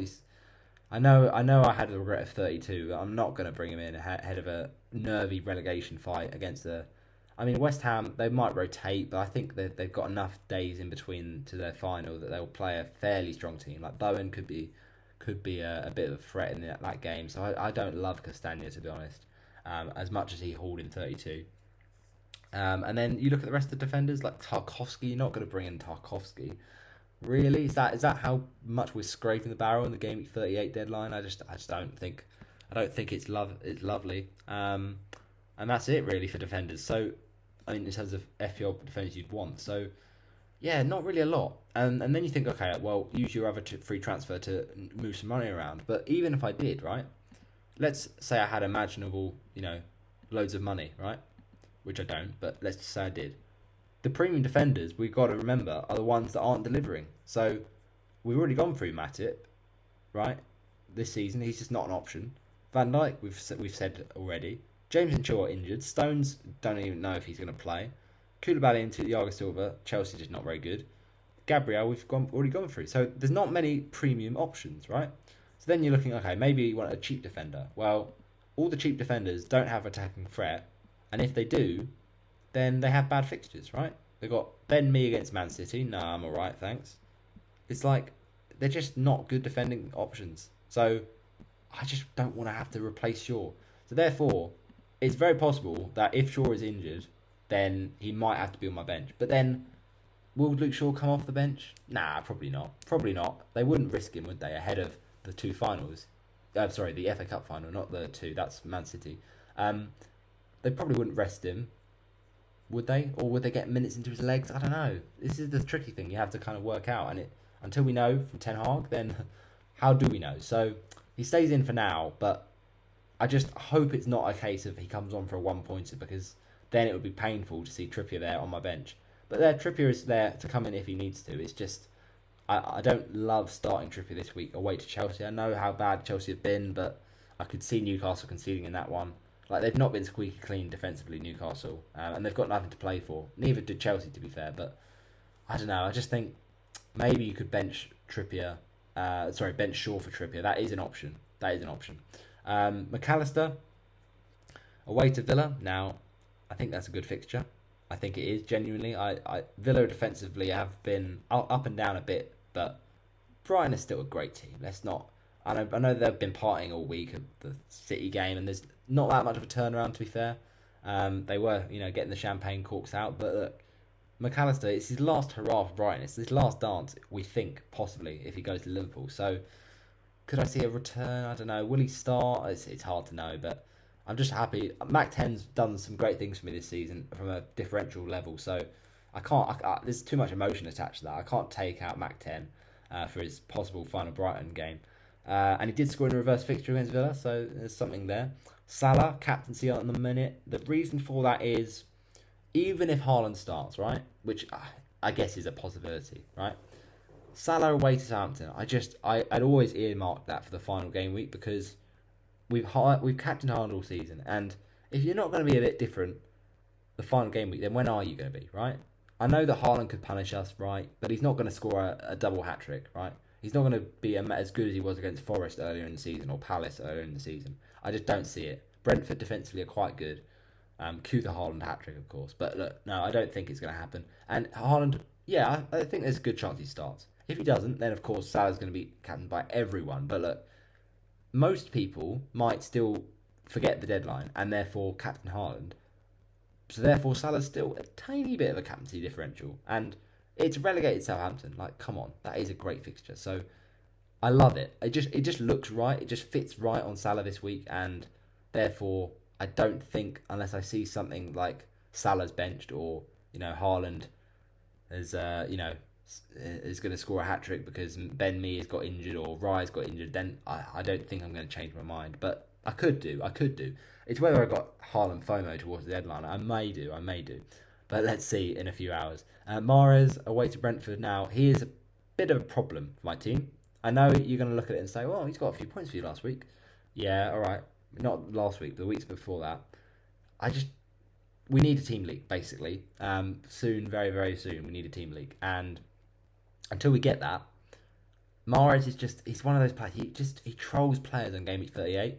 He either does really well or he does nothing. I remember actually Nick from FPL Juice captaining Mahrez this game week last season, and they had a game against Aston Villa that everything was on the line, right? Villa were trying to win the title, so everything was on the line, and they took Mahrez off on the 57th, 56th minute, right? So painful. Now, of course, this time nothing's up for play, but you look at it and think, well, we thought they were going to rotate against Brighton, right, and then start a good strong team against Chelsea and win the league there. Didn't work. It was actually rotate against Chelsea and then start a few of the big strong players against Brighton, but then some of them were out for injury, so like Grealish, for instance, and others like Diaz and Akanji were also out for injury. So it muddies the waters. Does Pep now start the same team that he's played against Brighton? But then you might think, well, he's trying to get those players into the swing of things, okay, but Mahrez did start. He's not in the first team, is he, really? Grealish is. So if Grealish is back, does that mean Mahrez gets benched? It's impossible to work out the kind of method to Pep's thinking. I never want to work it out. So until we get leaks, I just don't know what to do with Mahrez. And for me, I think it's a question of selling Mahrez or Matoma. I don't like to sell McAllister, especially with the knowledge that he's on penalties and he did score in the reverse fixture. But Mahrez is a possible sell for me this week. Rashford, Fulham at home. Now, Rashford might not play. I'm fully aware of that, right? United, They so need him for that game against Man City in the Cup. But he did just get rested, technically, right? Against a pretty bad Chelsea. He still scored and he got a rest. So it's win-win, right? I don't know. It's a tricky one. I didn't think about maybe captaining him. I mean, it's hard to know if he starts. I think Salah we know will start as part of the advantage of him captaining over Haaland. But Rashford, if we knew Rashford was starting, I think he'd be in my captaincy considerations. Just because I think he could go big against Fulham. But nah, I don't think it's worth it when United are just they're kind of getting towards the end of the season where I know they did beat Chelsea big, but Chelsea is trash. Like I think Fulham are better than Chelsea right now, to be honest. So I just think it's nice to have him, but let's just hope he plays. I'm just not confident. Mitoma, I think, and as well with Rashford, like if I take him out, he could punish me. So I'm not willing to transfer him out just on the slight guess he might not play. Mitoma though, Mitoma is just like he's one of those players you know as soon as you take him out he's going to haul, and his ownership is a bit scary, right? It's a bit scary because he's been for weeks looking like an XG merchant, and he's been underachieve, and then that's often the way with FPL. They blank for a few weeks and you think, oh, this player's due. He's due a big haul. We saw it with Stupinian, right? Everyone was like, oh, he doesn't get attack returns. He's not getting attack returns. And then everyone was like, after he'd scored that 17 points, they were like, oh, well, it was bound to happen. Stupinian was due a big haul, right? I mean, it's great hindsight, and fair enough if you've started him, but I just looked at it and thought, well, Stupinian's not really getting attack returns. Lo and behold, he does. So I can see a similar thing with Mitoma happening here, to be honest, and I don't want to transfer out part of that. But I look at it and think, well, if Mahrez starts, he could go big. He actually does get FPL points these days, Mahrez, whereas Mitoma just doesn't. Like, Mitoma just can't finish. And I know that he's picked up the odd assists and stuff like that, but I think Villa win that game. I honestly do. I think they've got more motivation to win it. Whereas Brentford City, I know Brentford could get the Europa Conference if they beat City, but I think if Mahrez starts that game, he could do well. And Mitoma, I'm just not as confident in. So my head says sell Mitoma, but my heart says Pep Roulette, sell Mahrez. But it's a tricky one between those two M midfielders, Mahrez and Mitoma. Alvarez as well, it's the same kind of thing as Mahrez, but a little bit more of like, with Alvarez, I'd be more willing to keep just because, I don't know, well, he did get benched against Brighton, so that makes me think maybe he gets benched again, because if Alvarez is not in the strongest City team lineup, why would he play him ahead of a cup final if he's want to have a few rhythm in his players? If he wants rhythm in his players, he'll probably play a stronger team, right? That makes sense against Brentford. So that makes me think Alvarez maybe does get benched. So it's impossible to know. I think we just need the team links. It's as simple as that. We need the team links, and that's all there is to it. So for that reason, I'm umming and ahhing with what to do with Mahrez and Alvarez. But the other thing I'm going to say is with Mahrez and Alvarez. Which one is more painful to sell? Because you look at it and think, oh, surely that's Mahrez because he's higher owned. He's 8.6%, and Alvarez is like 6.4, 6.3. Yeah. So look, it's not a lot in it, right? They're both differentials. But if Haaland isn't on the pitch, right, which is a possibility, Mahrez takes pens. That's the other thing you got to think. So it could be painful when Mahrez steps up if I've sold him. But that's the thing. It's a big if because it relies on Haaland not playing, and it relies on me wanting to keep Alvarez. But what if he doesn't play either? So it's all about the team news. A Haaland vice captain at the minute, just because of what I've talked about with Salah and that record against Southampton, and I just don't know.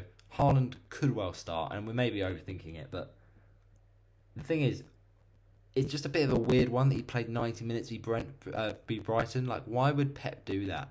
You'd think if he's going to play, a few minutes, quite a few minutes, it'd be the Brentford one, because he's like, okay, keep him fresh, get minutes into his legs ahead of the final against United, and then obviously the Champions League the week after. But then to play him 90 against Brighton, does that suggest to us that he's going to get subbed off early against Brentford and make sure he's not injured? or does it mean he's going to play another 90? He's going to be knackered, isn't he? I mean, I say Haaland's going to be knackered. I can't believe I just said that question.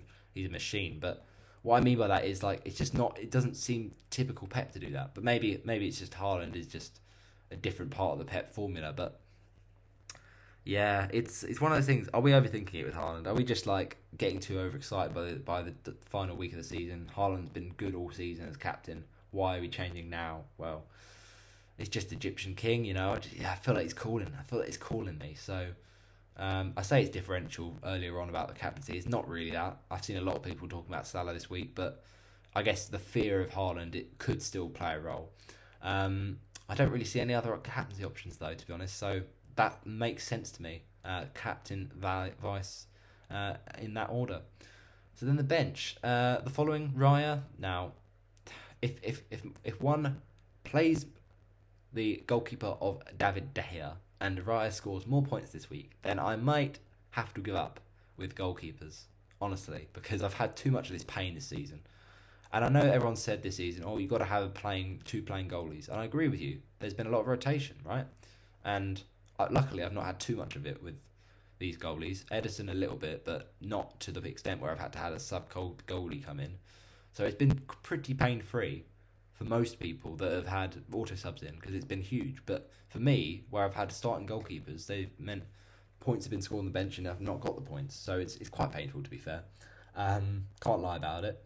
But then, surely City score. Like, I know they've got nothing to play for, but they're the best team in the league. Like, they could put out Cole Palmer, and I still think Brentford concede in that game. So, yeah, I think it's a no-brainer. Trippier is the one, I think. If we get news that Shaw is out, which we could do before the deadline, then it's an easy switch. Because I don't love, as I say, a defender transfer this week. I mean, the thing about that is, if a City attacker was out, benched, would I like subbing in Trippier for them? Well, not particularly. I know Chelsea is not the worst fixture because of how bad they are, but it does feel like if I take out an attacker for a substitution for a defender, I'm kind of minimising the upside of my team.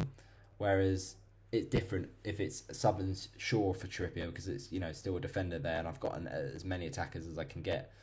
So yeah, I don't know. If I have a situation where I have to transfer out one of the midfielders and bench Shaw, then I don't love it, because it means having to probably, you know, transfer out Shaw, which makes it tricky. I mean, I could play Trippier and transfer out like a Mahrez, for instance, but I don't love it because I just think Newcastle concede. Maybe I'm seeing this the wrong way. You can comment in the live right now, but I don't see it that way.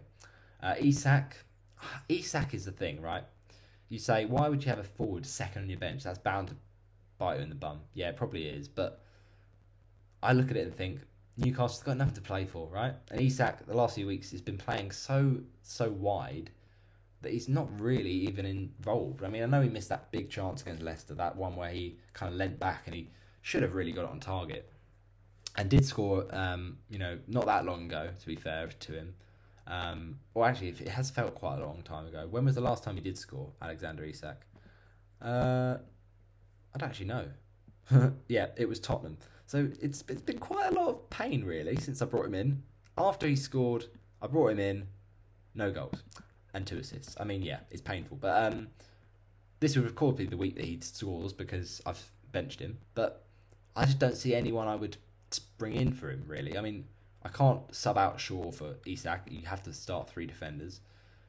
If I benched Alvarez for Isak, maybe, but I'd have to know Isak was starting, and even if I knew he was starting, I'd still probably pick Alvarez if I had a hunch Alvarez would start because of the fixture. So, I mean, I say about the fixture. The thing is, I was talking about earlier Brentford-Chelsea with the goalkeepers, and, you know, they're playing Brentford-Chelsea, so Brentford are just, maybe Brentford are better, so it makes it easier for Isak to score rather than Alvarez. But look, I still think Isak is not playing as well as he could do the last few weeks, and it looks likely I bench Isak. But the other option is, don't sell Alvarez, and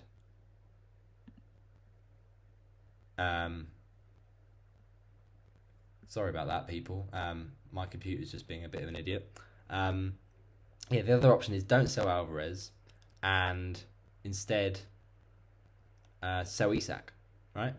But that means benching either Alvarez, Mitoma, Rashford, Mahrez, all these great players, and I don't love it. I honestly do not love it.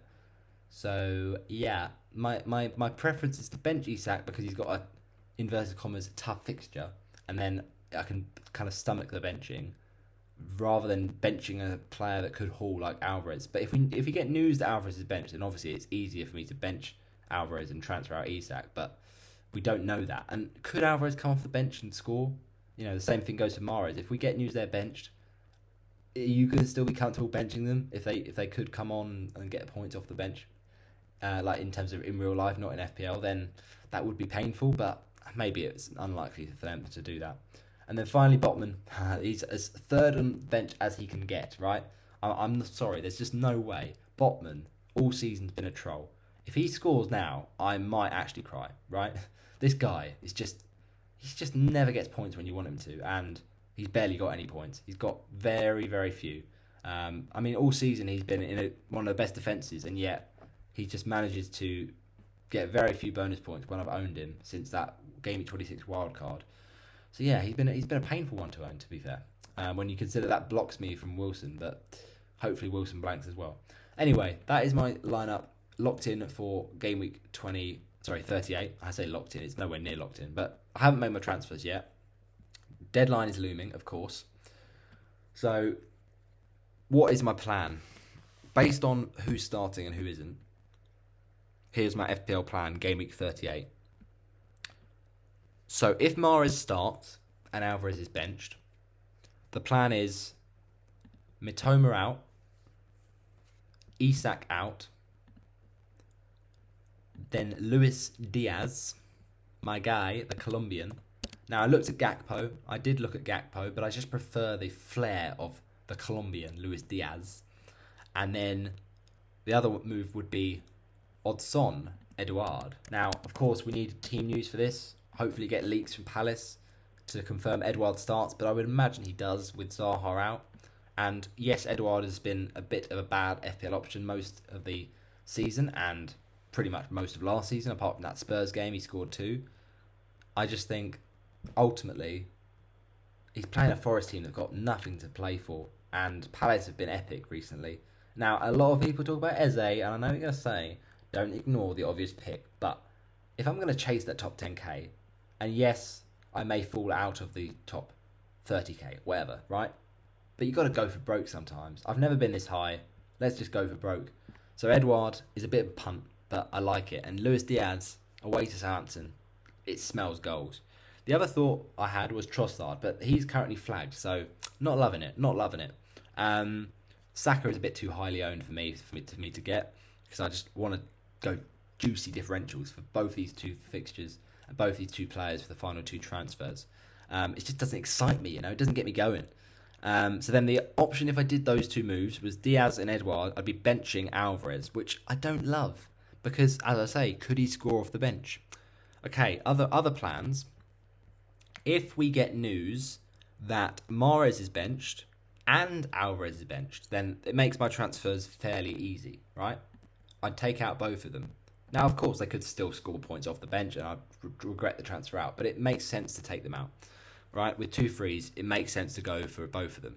So then the plan would still be my guy Luis Diaz, the Colombian, who I've not actually owned all season, which is pretty surprising when you think about how highly owned he was at the start of the season. Quite template pick, but I actually went for Robertson over Diaz.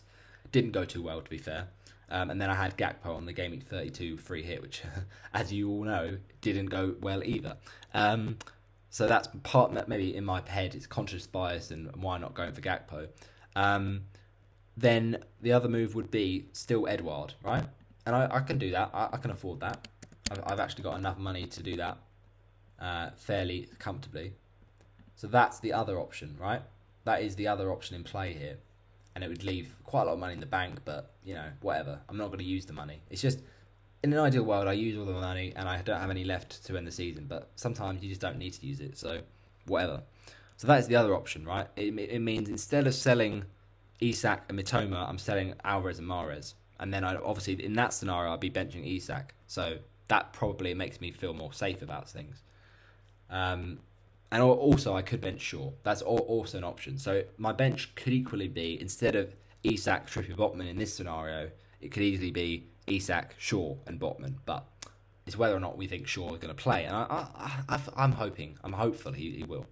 Now, another option, if Mahrez is benched and Alvarez is benched, is selling the same players, Mahrez and Alvarez, but instead of Edouard, we've talked about this Forest game being potentially goals. How about a little bit of Taiwo Awoniyi? Now, I know Awoniyi is a bit of a risk because Forest have been partying all week, right? A bit like Brighton. Surely they're going to be wasted. And Forest have got no motivation, they're not the home team, blah, blah, blah. But I'm really liking the look of Awoniyi. Maybe it's one for next season, but I think he's a bit of a juicy diff. So I like him. And if he doesn't go big and I don't pull a trigger on him, I've had a kind of thought about him all week, I'm probably going to regret it. It's going to be like another Castagna moment. But then signs are telling me bring in the home player, so that's why I'm thinking Edouard. But Awoniyi's an option. And I've also looked at possibly Gakpo, but I'm not too sure about that. The other one I like, Jared Bowen, right? Now, I like Jared Bowen because they've got a great fixture against Leicester, who I know Leicester have got everything to play for, so it could be cagey, but the way I look at Leicester defence, despite the fact they kept a clean sheet with Newcastle, West Ham, I know that they're focusing on that final, that Europa Conference final, but they did just score 3 goals. And yes, Leeds were dreadful, but Bowen was impressive in that game, and I know he's had a bad season, but he does love playing Leicester, and Leicester are defensively trash, and there is enough rest in there which possibly makes me think West Ham don't have a completely weak team. So I think Bowen, there's a chance he plays. So therefore, could be a good diff. Now, I know he's a bit overpriced for this FPL points, but this season, but it's 1 week, so it's just a punt. I don't mind it, but I just think, is it really worth it when West Ham have got nothing to play for? Leicester could make it cagey. I don't know. It's just that all season Leicester have not made it cagey. And then the final option, forget Bowen for a second, for a player who does have something to play for, Jacob Ramsey. Now, let's forget the fact that he's 5.1 million and it leaves loads of money in the bank, because this guy is in great form. And this guy, it's his birthday on Sunday, today, so there's a narrative there. No, he's in great form, to be fair to him. Unlucky, I think, to not get in the England team, but, debatable. Along with Awoniyi, not Awoniyi, Gibbs-White. But Gibbs-White I wouldn't go for, just because I think he's more of an assist player for FPL, not a goals. But yeah, maybe Ramsey. He's a nice differential if you're chasing. Whereas I look at my rank, I'm like, well, I'm chasing top 10k, but is that an unrealistic chase? Should I just consolidate my rank to make sure I get top 25k? Because I'm currently at 29k. If I get a few more points, I should secure top 25, and that's a great season. If I push it too far and try and go top 10k with a 30-point gap or whatever it is, then I might slip too far away. So is Ramsey just too punty to stomach? Possibly. So that's another option. So those are the options, really, if Mahrez and Alvarez are benched. The other scenario, of course, though, is that Mahrez does start and Alvarez does start. And in that scenario, it's not an ideal plan, because this basically forces me into, if I want to get something interesting, like a striker, basically I'd have to bring in a player who I'm going to bench, which I don't ever love. I never like that, especially in the final game week of the season, because I've got 2 frees. I've got to kind of use that, which a lot of people don't have 2 frees, and I've got to exploit that. But the only real thing I can think of, which is a bit different, would be to bring in Jamie Vardy, right? And I know you're going to say, Jamie Vardy, he's washed, he's finished. And I pretty much agree with you, but one last dance, Jamie Vardy, before they get relegated, it could be the one. So if I did him in and Mitoma down to a cheap, non-playing midfielder who's probably just going to be very nice bench fodder, like a Josh Da Silva, boom, shakalaka, we can afford that. It's only 2 free transfers, we're not taking any hits. It's just a bit of Jamie Vardy time. Now, easy to make a bench from that.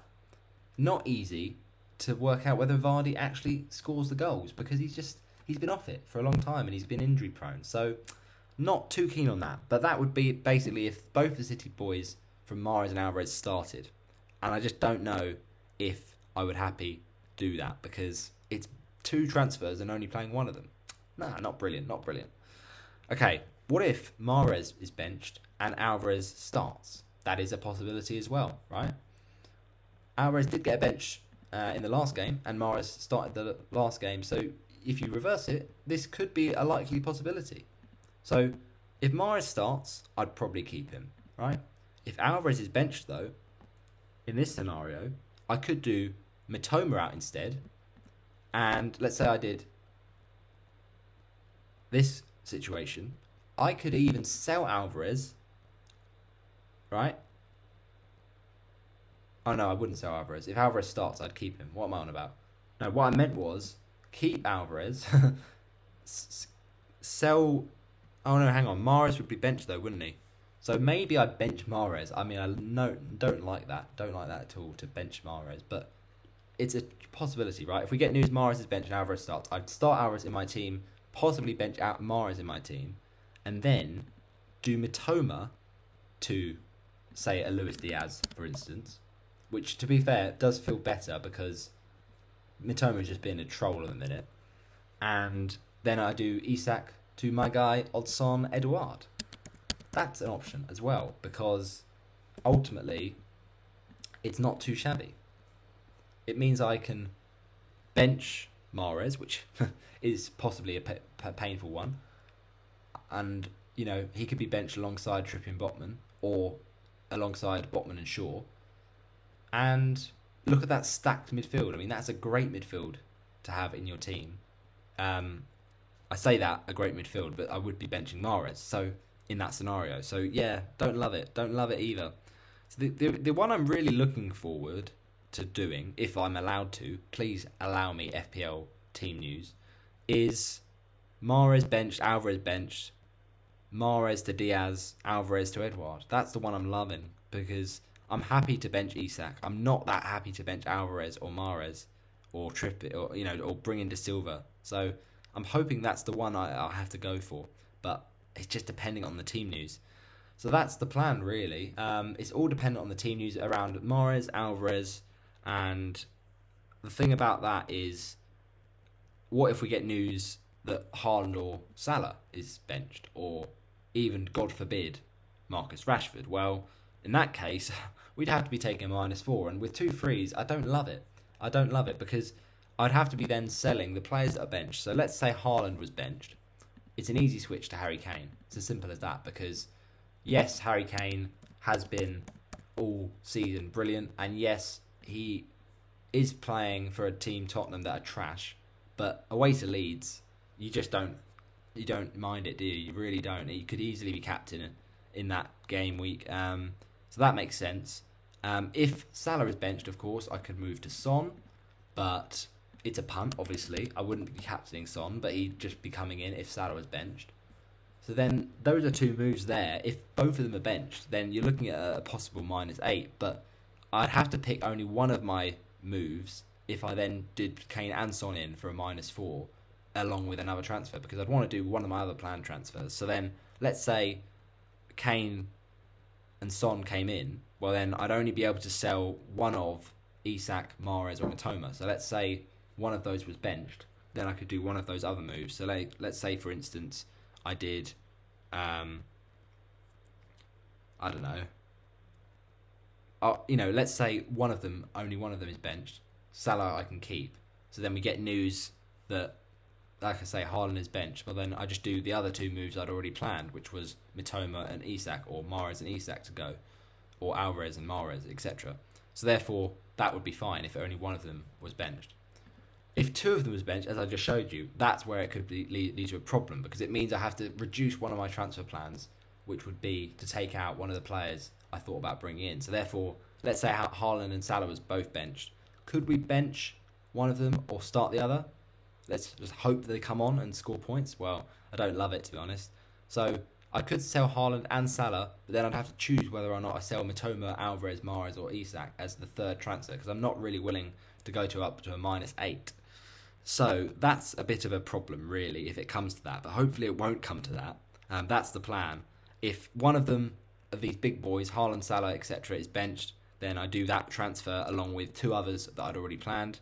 And then if two of them are benched, Haaland, Salah, etc., then I do those two that are benched, the big boys, and then pick one of the transfers that I already planned to do that. So, for instance, if Haaland and Salah were benched, bring in Kane and Son, and then maybe do Mitoma or Mahrez to Luis Diaz, or possibly Alvarez to Vardy or Firmino. Because if I do Haaland to Kane as a transfer, and then I do Salah to Son, that Salah transfer saves me a bit of money to then be able to do Alvarez up to Jamie Vardy, or even Isak to Jamie Vardy. But then I don't really want to be benching Alvarez. I'd prefer to bench Isak away to Chelsea. Maybe it's a thing about fixture. Maybe Alvarez is just more easy to bench this week and I'm overthinking it. But for me, I prefer the look of being benching Isak away to Chelsea because Newcastle got nothing to play for. Whereas Alvarez, if he starts, he's scoring goals. That's my team transfer plans, really. So it's all dependent on team news. But yeah, thanks for watching my FPL review of the last few game weeks and preview for game week 38. That is my team without transfers made, but I'm going to make my transfers just before deadline, which is fast approaching, of course. So lock in your teams for game week 38. Thanks for watching this big FPL review and catch up. As I say, I'm going to lock in my transfers. I'll tweet out my tweet on Twitter, so don't you worry, you won't miss a thing. And make sure you do catch it at some point, the FPL Juice stream. They'll be at FPL Meets and catching all the action. It's going to be great banter, so do give it a watch. But thanks for watching.